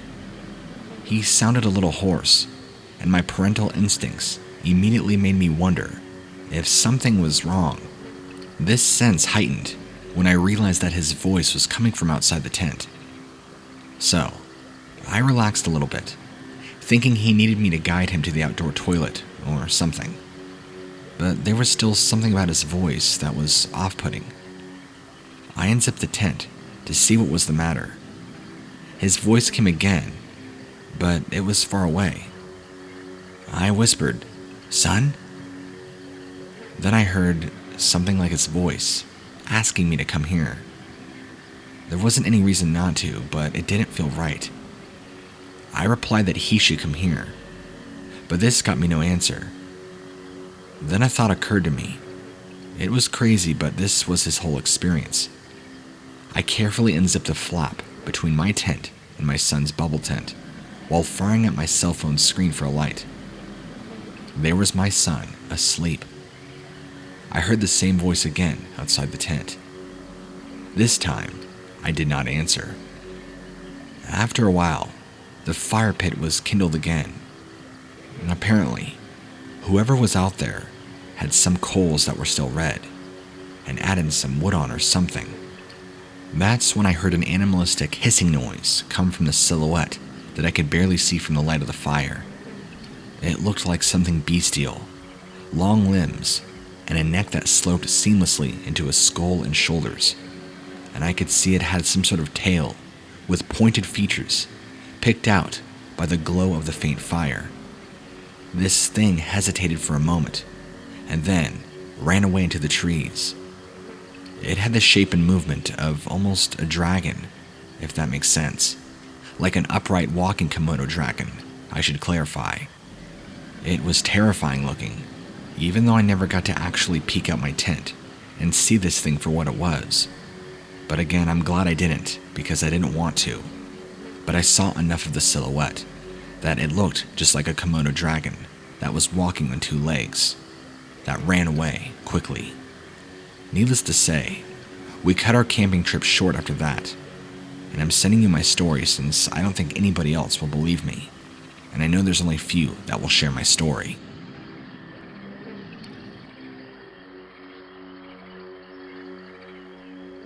I was pregnant with my first child and hosted a massive baby shower in the backyard of my house. I live in the South, and at the time it was spring, so the weather was fantastic, and hosting the event outside made it easier as my house wouldn't get trashed. Still, I was absolutely exhausted by the end of the night, and as my husband was gone for a work trip, I didn't have anybody to help me clean up. So, I said screw it. I was too tired and too pregnant to bother. I decided to let the wild animals eat whatever food was left and then clean up the rest in the morning. I know, bad call. I took a shower, brushed my teeth, and then went off to bed. In the middle of the night, I was jolted awake by the sound of a balloon popping in my backyard. My heart began to race, and I peeked out the blinds, scanning the area to see what I could find. After a few moments, I saw something quickly weaving its way through the chairs and tables, knocking over a few in the process. I blinked a couple of times, but I couldn't seem to make out what was out there. It then occurred to me that I'd left the food out, and that must have been what the animal was looking for. I was ready to ignore it and go back to bed, when the sound of a squawk caught my attention once more. I again tried to see what it was, but it was just too dark. I made my way down the stairs, flicked on the back light, and went out the back door, peering into the distance. I gasped as my eyes met that of something that looked straight out of a horror or sci-fi film. It was a person, but with incredibly strange posture. Its skin tight upon its body, yet appeared to be covered in scales. Its eyes reflected from the light, and it had a tail that rested near its feet, in which they more closely resembled a bird's talons. It let out the same squawk sound that I heard a few minutes prior, and I shut and locked the door. It ran up to it, scratching the wood deeply as it tried to get in, banging on the door, nearly breaking the entire door down with its immense weight. I was screaming hysterically, running back up the stairs as fast as I could. I shut and locked the door behind me, and even put a chair under the knob for good measure, not knowing what else to do. I knew if this thing broke the door down there, well, a measly chair holding the door back wouldn't do anything. I would be done. I called my husband in absolute hysterics, not taking into consideration that he was probably sleeping. Even though he was out of it, he perked up as soon as he heard how panicked I was, and he believed me. He wanted me to check if it was still there. I looked out the window and could still see it moving around, so I confirmed to him that it was. He told me to stay inside, and I told him I didn't plan on going out. He asked me if I was okay. Had it hurt me? And I told him no. He asked me if I should call the police, and I was torn. Word spreads fast in our little town, and I was worried if the monster, whatever this thing was gone by the time the cops arrived. I'd hurt our reputation, since we're kind of known in our community. My husband stayed on the phone with me, and I continued to watch this reptile freak of nature move around, before it finally let out to seem would be a frustrated noise and leapt away into the thick forest. I waited a few moments, but it didn't seem to come back out. My husband and I talked a bit longer, and I finally had to let him go after what felt like hours of phone conversation, keeping him on the line for my own comfort. After that, I just laid in bed and waited, thankful that neither I nor my baby were hurt. I was too scared to go downstairs anytime soon. For unrelated reasons, we moved a few years later. My son was eventually born and was old enough. I actually told him the story, and even though I expressed to him how terrified I was and how we encountered something that doesn't exist, he just seemed bummed out that he wasn't actually able to see it for himself. Go figure.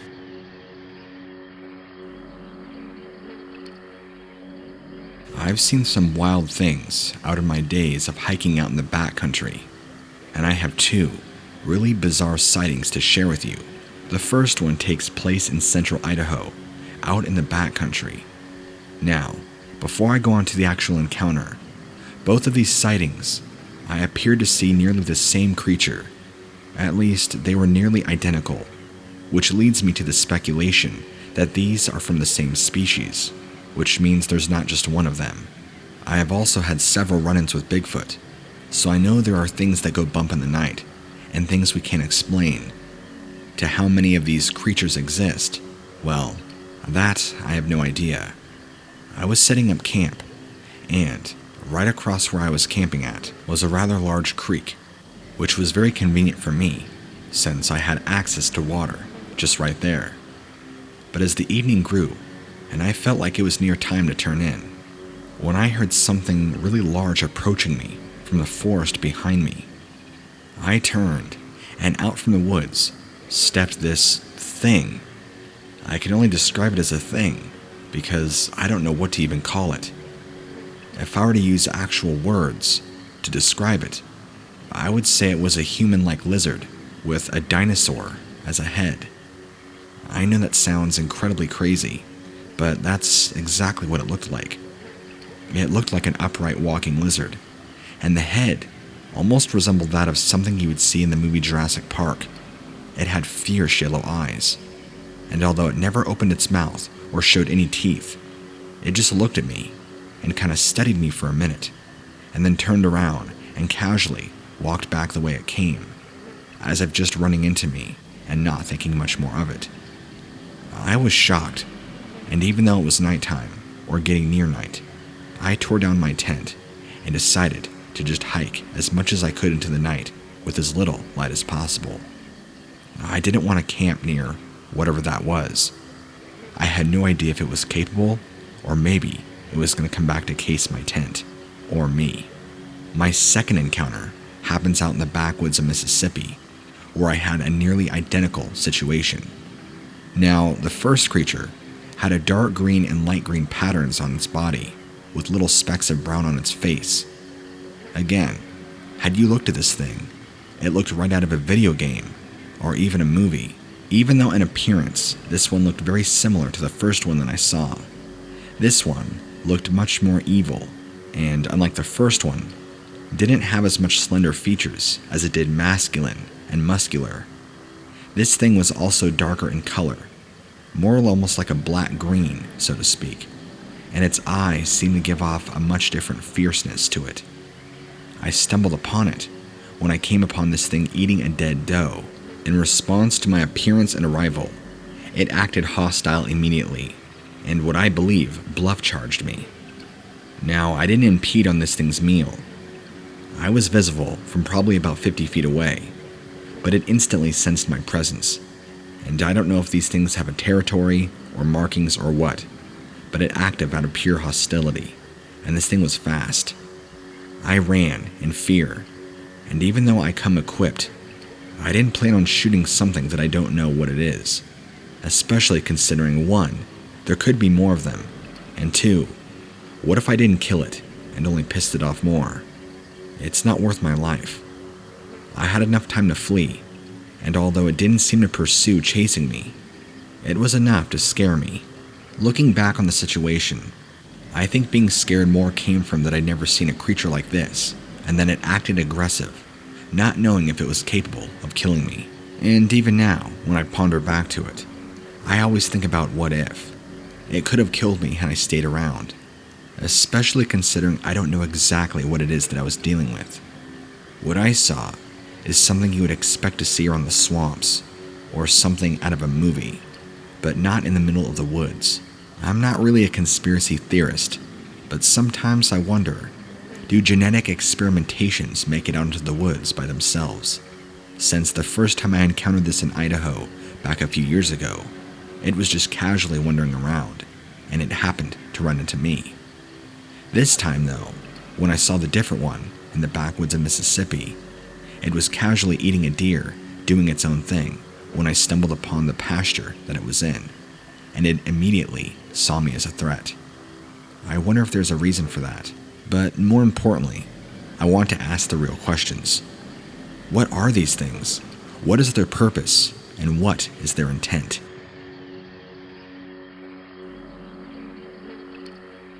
During the late 90s, my parents were going through some pretty tough financial issues to the point where they couldn't even afford to put food in my mouth.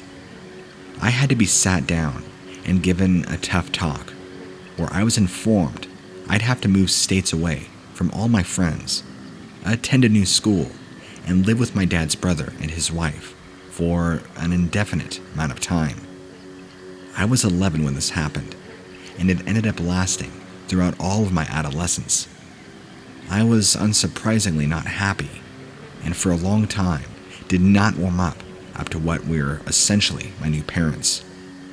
A few weeks after my move, in an effort to try and bond with me, my uncle said he wanted me to help him do some yard work, and that after it was all done, we could go get some ice cream.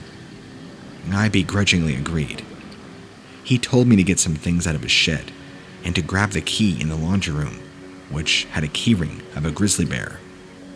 Once I found it, I went out to the shed, unlocked it, opened it up, and went to search for what my uncle wanted me to get.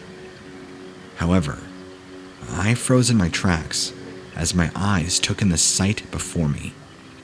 Something was curled up in a fetal-like position on the floor, heavily breathing. It looked nearly alien. It was monkey-like in shape, but about the size of a human child, not much smaller than me at the time. It had reptile skin, and its bones stuck out through every part of its body. It was like a bearded dragon almost, except in human form. It clearly had been starving for some time. It had long gangly fingers and claws at the end, and its tail curled around its limbs. Its eyes were closed, but it flicked them open to look at me, and they were yellow, very serpent-like. It opened its mouth slowly and hissed, revealing jagged, sharp teeth. I quickly moved out of fear, grabbed the things, and shut the door behind me, breathing and hyperventilating. I still wasn't entirely trusting towards my uncle, so I decided to just keep my mouth shut and let this be his problem when he came across it. I did the yard work with him, and we went out to go get ice cream, and the reptile thing ended up slipping my mind. It was sunset by the time we returned home, and my uncle asked me to go put everything back where it was in the shed. It was then that I immediately remembered the reptile. I was curious to see if it was still there, so I grabbed the things and opened the door. It was still there, still laying in the same spot on the floor. It looked up at me again, and I put the objects away. But my curiosity got the best of me, so I grabbed a nearby fishing pole and poked at it. After a few moments, it stood up on two legs and hissed and acted extremely aggressive, to where I screamed and ran away, outside. This thing took off after me, and then bolted off left into the trees. I didn't bother chasing after it, for obvious reasons. My uncle heard my screams and came out running, asking what was wrong. Not knowing what to say, I just told him I felt a big spider crawl on me. He laughed and then went back inside. After 4 or so months passed, I finally felt like I'd formed a close enough bond with my aunt and uncle to be able to finally tell them what it is that I saw. They listened and told me they'd keep an eye out for it, even though they'd never seen it before.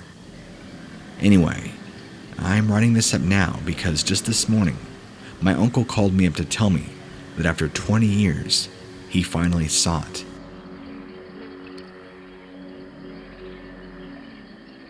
After my brother and I graduated high school, because we had a really crappy upbringing, we ended up roommating together and got this little house. What was wonderful about that house was that it had a detached garage. But it wasn't a detached garage in the typical sense, where you'd have your house, some space, and then the garage. No, it was almost like a detached garage that was built much later on, far back behind the house. I don't think any cars were ever stored in there, nor was there really any pathway or driveway created to go up to that detached garage. When we got into it, it was mainly just a giant room used for storage. So think like a large open room like a garage, but just detached, and probably about 200 feet directly behind our house, bordering some thick woods to the left, and some fields to the right, followed by more thick woods. Directly behind that is wetlands, and lots of it. Directly to the front of the house was our large yard, and then a singular road that if you go for about 15 to 18 minutes, will take you right into town. I say 15 to 18 minutes because it just depends on how fast you drive. My brother and I were rarely ever home at the same time, considering he worked the night shift and I worked during the day, and a lot of the time our schedules would overlap if we weren't working normal shifts. So, meaning that usually one of us was always home, but hardly if ever both at the same time. Well, one time during the day, I got a phone call from my brother, and he was freaking out, screaming at me, telling the damn lizard man was trying to break into the back garage. I kinda laughed at him and told him he was having a nervous breakdown, but he told me exactly what I just told you. I thought he was trying to pull a prank, so I just humored him and tell him I would check it out when I got home. Well, when I got home that evening, he had to already have left because he had to go to his work. So, I checked out the back garage. Like I said, it was about roughly 200 feet away from the house. Just estimating, of course. I didn't actually measure. I did see large indents in the wet ground, but nothing that I would chalk up to something a lizard man supposedly made. I showed no signs of a break-in at all. Checking the door handle, the door, any markings on the siding, nothing. So, whatever I thought, I went back inside, watched TV, and did my thing. I want to say it was about 7:45, maybe 7:50 in the evening, right when I started to hear loud banging and ruckus. I got up, thinking some sort of animal was wandering outside. The noise was coming from back by the garage, and it was loud. It sounded like somebody was trying to break the door down. So I grabbed my flashlight that I keep by the door, run outside, and shine it in the direction. I dropped my flashlight and my mouth at the same time in absolute horror. As soon as I shone my light on the door of the garage, this thing, a flipping lizard man, turned its head to look right at me. This thing was hideous, from head to toe. I mean, a description isn't really needed. If you just jump on the internet and look up lizard man, this is about as general as you can get. This lizard man was pitch black though. It wasn't green like you'd expect it to be, or if there's any color that you would expect a lizard man to be. At least I think of reptiles, so I think of green. But it was pitch black and had huge, large yellow eyes. It saw me, but I think it just saw the light that I shone at it, because it instantly dropped down on all fours and sprinted off back into behind the garage where the wetlands are. I heard it trotting off, and it sounded incredibly heavy. I ran back inside immediately, called my brother's cell phone, which surprisingly he picked up. He usually doesn't when he's at work. I flipped out on him, told him I saw what he was talking about, and then I apologized for ever doubting him. We came to the conclusion that we need to do something, but what? Just like in the movies, calling the police isn't going to do anything. They're not going to believe you, they think you're going to be pulling a prank, and of course, anything they find or don't find will always result in inconclusive, and they'll give you the same old answer. We'll look into it. Yeah, right. So, we decided to take matters into our own hands by setting up traps all around our garage. We had a couple bear traps lying around, but also smaller traps. We set those up, and then I waited. The next couple nights, nothing happened. And then finally, one morning I got up, which probably would have been about 3 or 4 nights since I saw what I did, and every trap that we had placed, which was probably about 5, were completely gone. Nowhere to be found, no signs of them being picked up or taken or dragged away. Just gone. That freaked us out. So, my brother and I decided to stay at a friend's house for a couple weeks, just until we can get our heads level and figure out what it is we were wanting to do. Our good friend of ours let us borrow some of his guns. He had a shotgun and a magnum and a couple of other high-powered, high-caliber weapons. I'm not talking anything like a 50 caliber rifle or anything, but a little bit more punch than just a typical 9mm Beretta. So, we ended up going back to the house and having our weapons ready, just in case this thing tried to break into our house and get to us. Well, nothing really happened for the next few weeks afterwards, and that few weeks turned into a couple of months. After a while, it had been nearly 3 months since we saw or heard any activity, and then we got a call from our landlord. He was giving us 30 days to move out. Apparently, he was going to put the house on the market and sell it, because he was in a financial bind. His wife had passed recently, and he desperately needed the money. I guess he was going to ditch the state and head somewhere way south. So, long story short, my brother and I had to find a different place to go. My brother actually found an apartment complex, probably maybe 10 miles away from there, where I moved out of town completely. Anyway, fast forward to today. That was nearly 20 years ago, back in 2002, and we still talk about it from time to time.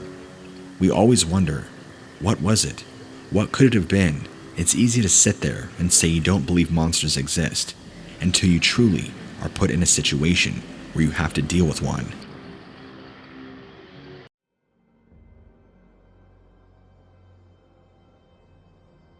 Years and years ago, I volunteered to do some local Forest Service work when one day, I was 17 or 18 years old at the time. I was asked to clear some thicker brush in this remote area for trail development.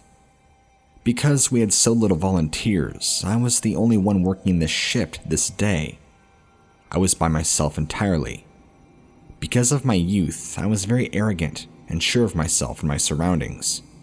How wrong I was. I hadn't even been clearing the brush for more than an hour when I started to see the tops of these large ears in the trees near me. These massive pointed ears that were bigger than any ears I'd ever seen. Then, whatever it was looked up at me through and behind the trees. I just saw these glowing yellow eyes looking back at me. From where I was standing, whatever I was looking at appeared to be well over 6 feet tall. The eyes were almost hypnotic. It was almost like you got sucked into them. They pierced into my soul.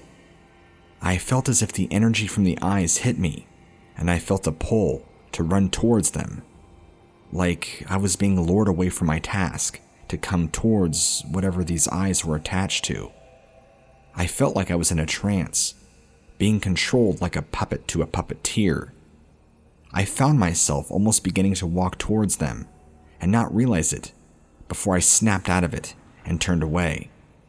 In that moment, I felt the gripping trance on me had faded and just felt total fear. So much so that I was too afraid to move. I regained control and turned and ran as fast as I could to go tell my supervisor what was going on. I ran back to the main part of the trail, which in the area I was in was a dead end, when I began hearing something really big following close behind me. I stopped dead in my tracks and listened. That's when I heard a howl yell sound. It was powerful enough that I actually felt it, as if I was made of metal, and if I moved, I would have been destroyed. It felt very close, and I could feel the presence of something approaching me from behind. I turned around to see what it was, and there, just having stepped out of the woods behind me, stood a monstrosity of a being. It was taller than a man, had a larger head than I imagined, and the most evil-looking eyes. It was the same creature that tried to lure me away, and it didn't look remotely happy that I broke free from its trance. It followed me up this trail and just looked so angry that I didn't come to it. It had long upright ears, just like what I saw initially behind the trees, hands with long claws, and a face almost like a wolf but uglier, if that makes any sense. I knew I was now fully seeing this thing in the flesh, whatever it was that was masked behind the trees trying to pull me in. This was the creature. It stood there, looking me up, sizing me up, eyes scanning my body up and down, as if waiting for me to make the next move, when this thing takes a step towards me. And just in that very moment, I hear the sound of somebody coming towards me. My supervisor in a golf cart. She was coming down the trail and headed this way, just around the bend. This thing turns its immediate attention to the sound of the golf cart, and then turns and looks back at me, looks back again at the approaching sound, and then in a split second darts back into the woodline on the other side of the trail, creating a massive crashing sound. I pretty much soiled my pants, and not even 10 seconds later, my supervisor pops into view. She had this surprised look on her face to see me on this part of the trail, and even stopped to ask me what I was doing here, and why I wasn't down on the other part, finishing clearing the brush. I didn't say much, but I told her I think I needed to leave, and wasn't feeling well. I could tell she wasn't buying it, but she kept telling me, "Are you sure? You do look really pale. Are you sick?" Safe to say that I left and never volunteered for wildlife services ever again after that. One night, when I was around 10 years old, my dad came home late, about 11 p.m. at night. My mother, who had fallen asleep, was lying on the couch and waiting for him to get home. My dad, upon walking up to the house, noticed something looking at him by the side door of the house and the side window. When he turned on the light on the front porch, it quickly moved out of view. I shouldn't say turned on really, We have a motion light detector on the front porch, so when he stepped into view, this thing must have moved from the light.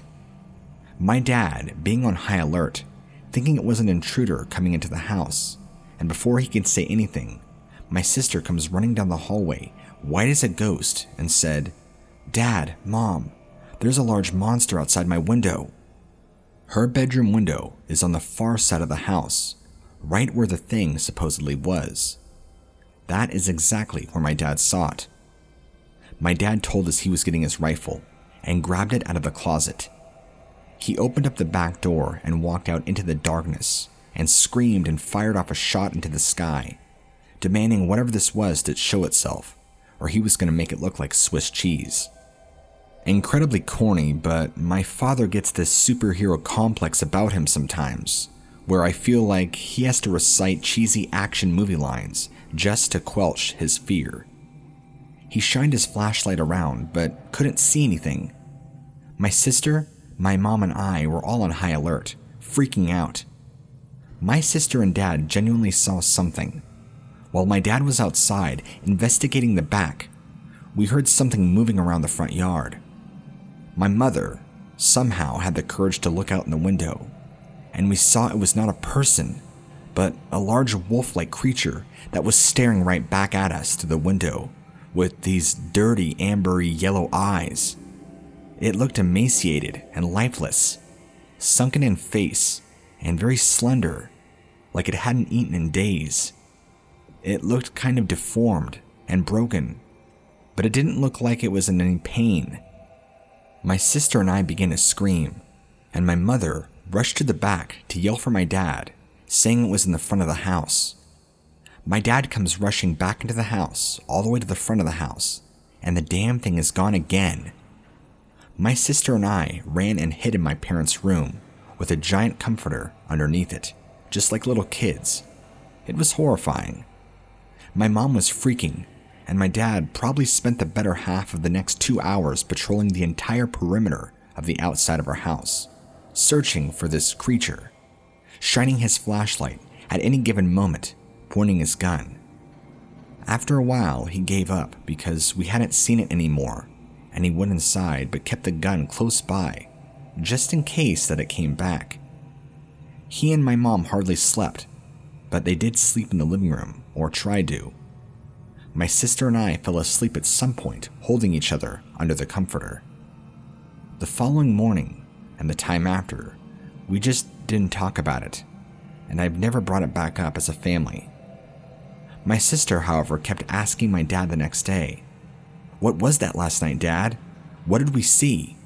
What kind of monster was that? Where did it come from?"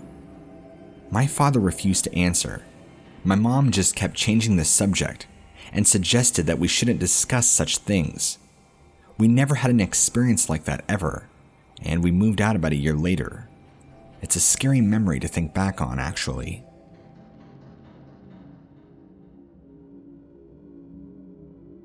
Shortly after I had turned 21, I believe I saw a dogman. After a long weekend of partying with some friends outside of Cincinnati, I don't remember the exact location, but it was along the highway near me, and probably right along the railroad tracks adjacent to it. It was on all fours, looking over at me, and then it stopped in its tracks. It seemed like it was looking directly into my eyes, but there was this overwhelming feeling when it looked at me, a fear that took hold of me. I couldn't break away from its gaze. It really did look grotesque looking. After about a few more seconds of looking at it, I determined that this was a creature of sinister intention, a dogman. It was very humanoid looking in the face. I had to slow down to observe this thing as it stared back at me, like we were meant to make eye contact. Then I sped up, and this thing gave chase after my car. I was scared that it would catch up to me and pull me out of my vehicle, so I pressed on the gas hard until I was doing around 80 to 90 miles an hour, with this thing running behind me, nearly catching up with me. Then it just stops in the middle of the road, stands up on 2 legs, and then watches me as my car gets further and further away, creating more and more distance from this thing. I watched this all happen in my rearview mirror, Honestly, one of the freakiest things I've ever had happen to me in my entire life. I didn't know creatures like this even existed until I learned about Dogman later on in life. It's left a lasting impression on me. When friends joke about folklore and Bigfoot, I can't help but know now that there are things out there that do exist that society somehow deems as non-existent. Whenever I see creatures in the movies now, I kind of want to believe they exist, just like werewolves or dogmen. Call it whatever you want. Even with the faintest hint of a connection, I can't shake the feeling that this thing was trying to kill me. I was so scared that I still have this memory constantly. I've just accepted that it's a part of me now.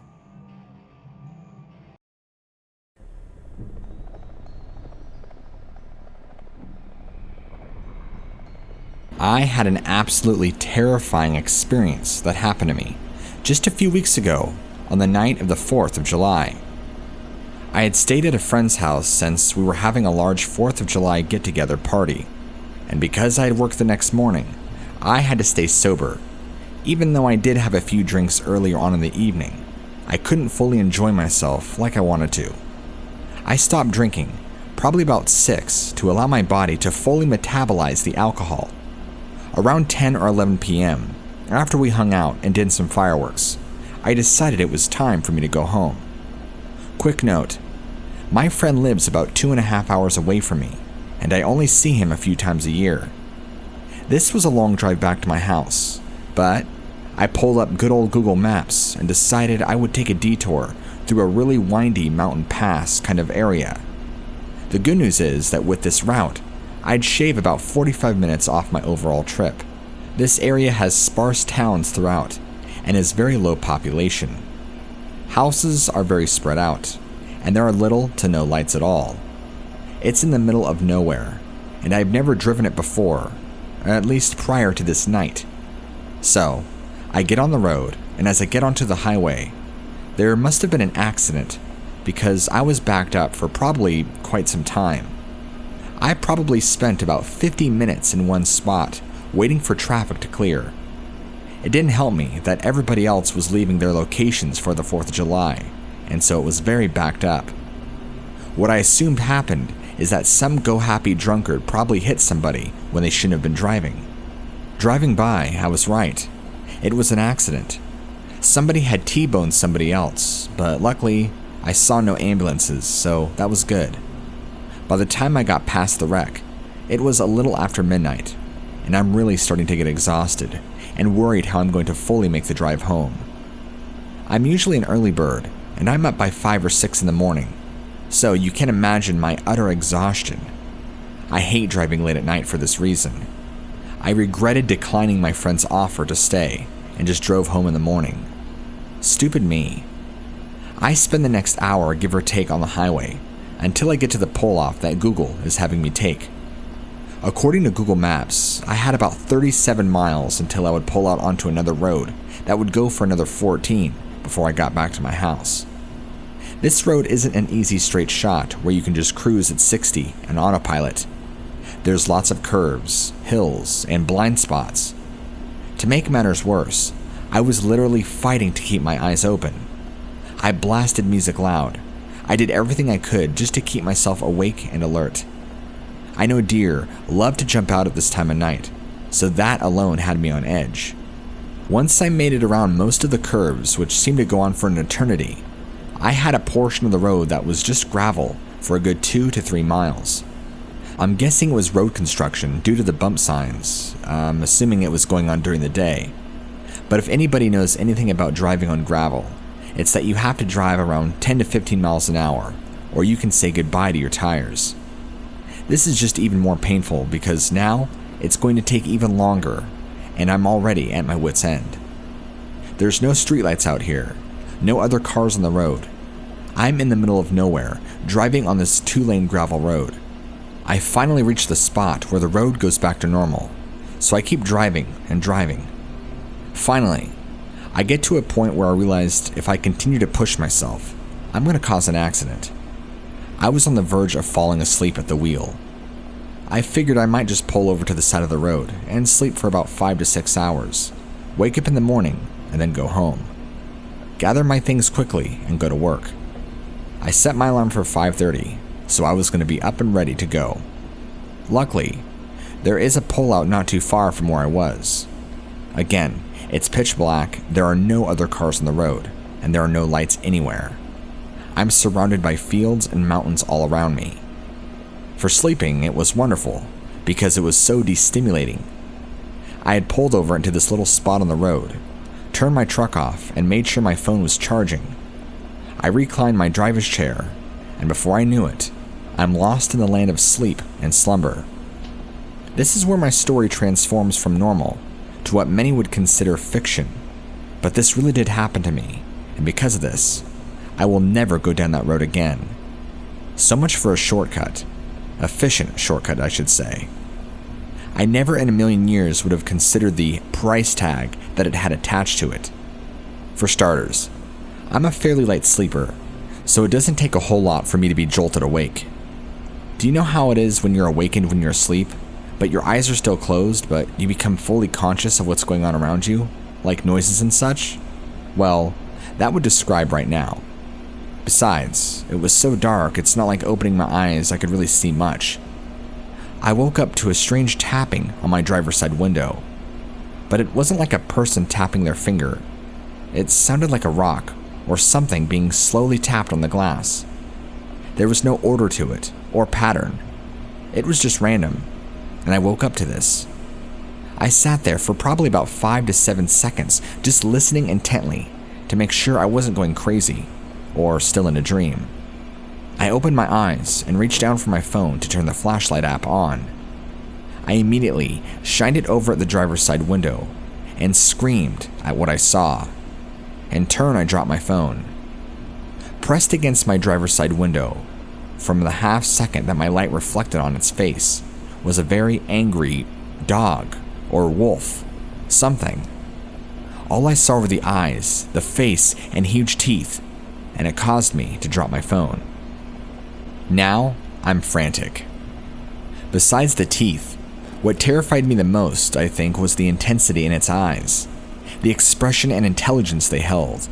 In that flash of a half-second moment, my brain, for whatever reason, seemed to input everything it needed to fully register that this was a real being, a living creature. The second I saw its face, time had slowed down to a halt, and my brain supercharged, super-absorbed everything. I'll never forget the hateful expression it had on its face. I don't know if I parked in its territory, or if its intentions were to come and hurt me and kill me. I don't know. I don't want to know. I've never felt such anger from eyes like that before. So I'm screaming and fumbling for my phone. I grab my phone, shun it to where I put my keys at while I'm going 1,000,000 miles an hour. I never leave my keys in the ignition, and I'm regretting that because this could have gotten into my truck. I put it in the ignition, and I don't even waste a second throwing my truck in drive and pulling out of there at 60 miles an hour. I went so fast, I know I made a dust storm. The sheer amount of fear and adrenaline I had pumping through me brought me home in record time. I did more than that, actually. I didn't sleep the entire night. I get home, get out of my truck, and I'm checking all around just to make sure that freak of nature wasn't following me, didn't hop in my truck bed, or do any damage to my truck. I didn't even want to waste my mental energy trying to figure out what it was or what kind of animal it was. I didn't care. I was too terrified. I drive a larger truck that you have to climb up into, so it's not like some small dog that can easily just get on his hind legs and press his small face against the window. The head was huge and filled up almost my entire driver's side window. I don't know why it looked so angry, whatever it was. Its mouth was in an open position, kind of like it wanted me to see all of its teeth, which were oversized to begin with, and way too sharp to be a dog. Why was it tapping on my window? I have no idea, but I wasn't going to stay around for another second to find out. So, then the very next day, I call up my buddy, the same buddy who had the 4th of July party the previous day that I was just at. I told him about what happened and I said, "Man, you're not going to believe me," and he said, "Try me." So I told him, and he went quiet, and said he's had a few other similar experiences over by the West Coast. I think what you encountered is a dogman. I said, what the hell is a dogman? He began to explain to me that there are such things called cryptos and cryptids, Bigfoots being one of them. I stopped in mid-conversation because I told him Bigfoots don't exist. I'm definitely not a believer in that nonsense, but this had changed my mind and my world. It made me realize there are things out there that forced me to reconsider. I'm not saying Bigfoots are real, even as of now, but whatever it was outside of my truck that night, it certainly was real. So after our conversation, and him going into detail about all the few times he's had weird feelings and experiences out in the woods on the coast, I began to look around to see if there's any evidence I can find online of these things. That's when I stumbled across multiple YouTube channels, and I got to read a variety of different eyewitness accounts. A lot of accounts seem to point to you and your YouTube, and you seem like a very credible individual to share my story with. I'm a diehard believer in science, actually, but the problem with science is that it does not explain what I saw. In fact, it flat out denies that it exists, and I can't wrap my brain around that. I know for a fact I was not hallucinating, especially considering that many of the accounts that I read nearly match the description of what I saw to a T. You can imagine how terrifying that is for somebody like me, who has that horrible face forever seared into my memory banks. I've had nightmares about it since, it pressing its face up against the glass and breaking into my house and eating me. It's pretty horrifying, and I'm not gonna lie. It's like I had a monster step off Hollywood and stand right next to my truck. I don't know how long it had been standing there, and I don't know if it would have opened my door had I left it unlocked. Those are things that are best left not thought about, because if I dwell on them too long, I will get terrible anxiety.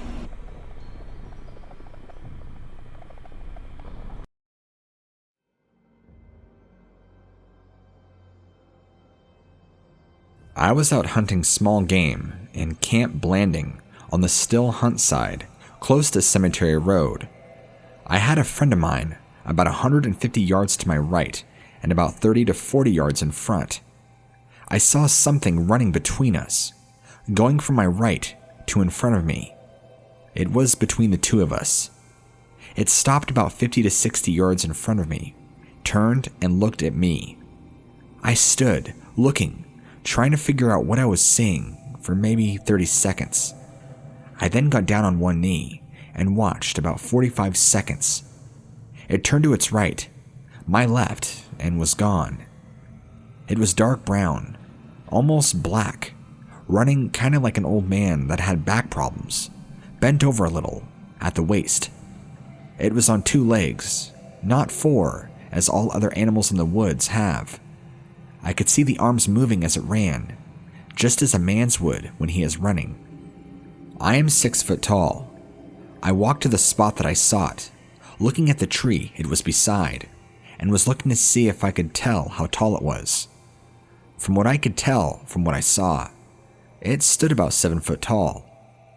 I looked for any tracks, found none as it was a swamp. Nothing but water. But you could see evidence that something was there from the way the grass and the water was laid over. I called to my friend, asked if he saw anything. He said no. We both began walking, hunting more. All the while I was thinking about what I saw. We walked about a half mile from where I saw it, whatever it was, and he saw a very large pile of feces on the ground. We both looked at it for a while, poking at it with sticks, trying to figure out what kind of animal that could have come from. We both have hunted for over 35 years each and have never seen anything like this. We saw a lot of grassy materials and a lot of berries in it. No hair, bone, or anything that you would see from most carnivores in the woods. I didn't get the date exactly, but it was a few days before we had to go back to school. Me and my friends were camping in the woods in Middleburg. It was about 9 or 10 p.m. at night. I didn't have a watch on me, so I can't be exact. But as me and my friends were hanging out, I decided to take a walk along the creek that basically circled the camp. Well, it had been about 15 minutes after I left my friends when I decided to sit back down by the creek. Well, a minute later, I heard some rustling leaves and sticks across the creek, so I listened closely. I had a flashlight, but I did not use it yet. It stopped at the edge of the creek. Well, when it stopped, I turned on the light, and about 5 yards out of the light's beam, a large creature saw the light and turned around and just took off running. It had to have been large because as it ran 10 to 20 yards into the brush, it was shacking and pushing trees out of the way. And these trees were decently thick, a good 6 inches thick. It stopped about 30 yards in and gave off a weird, disturbing, in my best description, a growling snarl. It's hard to describe exactly. That's when I yelled an exclamation and ran back to camp. I could hardly find my way back to camp. My friends had to help me. The best part of the creature that I saw was partially the back of its head. It was a brownish black and looked kind of ragged. If I had to give a good height estimate, about 6 or 7 feet tall. But it was dark, so it was hard to tell. I told my friends what had happened, and I think they didn't pay much mind to it. But later on that night, about 1 or 2 a.m., one of my friends said he awoke and heard a weird howling just about a mile away in the direction of my encounter. In 1974, I was 12 years old at the time, visiting my sister, M, and her family in Davie, Florida, with my cousin A, who was also 15 at the time. One night, we were sleeping on a pull-out couch in the sitting room when we smelled something like a skunk, only worse. We asked my sister what it was, and she said it was the skunk ape, and he comes around in the hottest summers.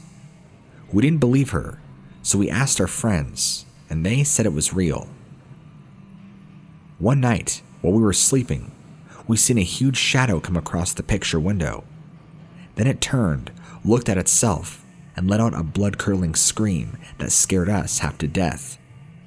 Then it turned and walked to the side of the house, and we followed it by going in the side bathroom. There, it squatted down to eat a wild watermelon. Then, it went back to the house to a man-made lake, squatted down and drank some water.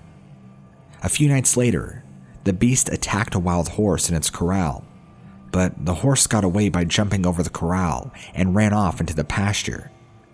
The rancher came out and took a few shots at the beast, but it got away.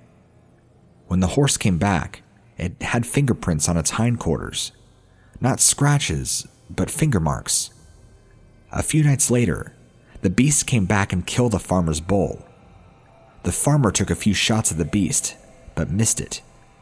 At the same time, my sister and her husband Jay were coming home from a night out, and the sheriff and his deputy were on patrol. We jumped into Joe's car and followed the deputy when the beast stepped out of the darkness and was hit by the police car.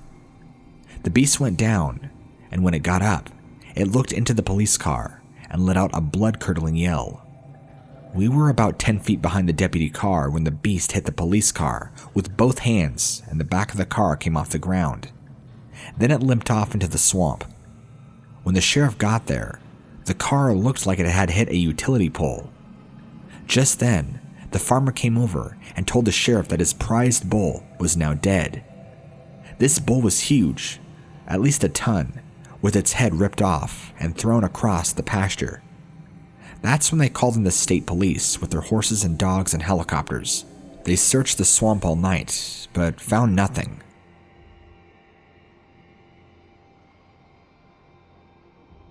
First, I'll start with the fact that I've never had to put much thought into the whole Bigfoot phenomenon.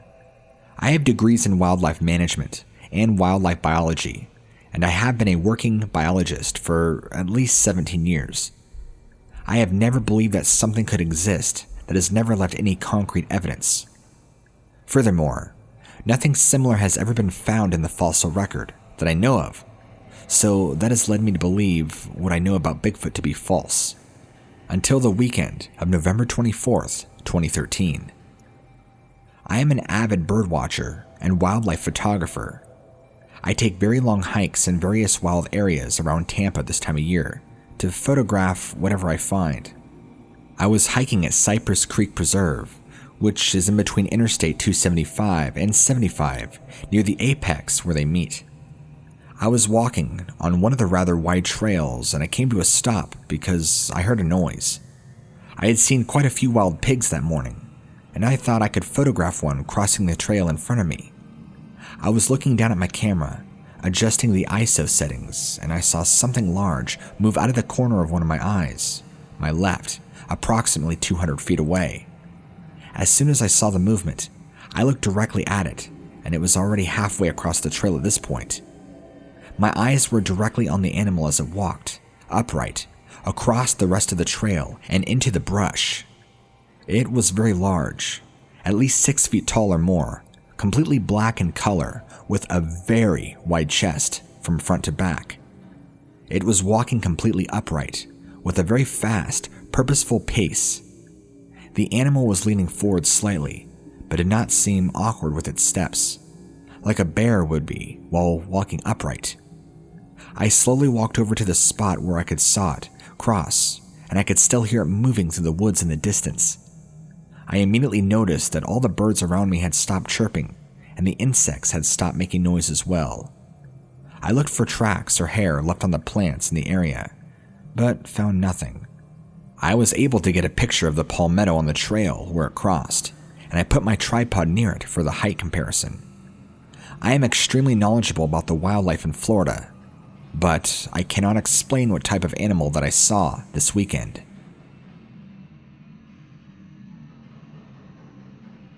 I, a female lady, was driving on a clear day on I-75 in the afternoon on a spring day from Sarasota to Tampa, going north 65 to 70 miles per hour on the far right lane.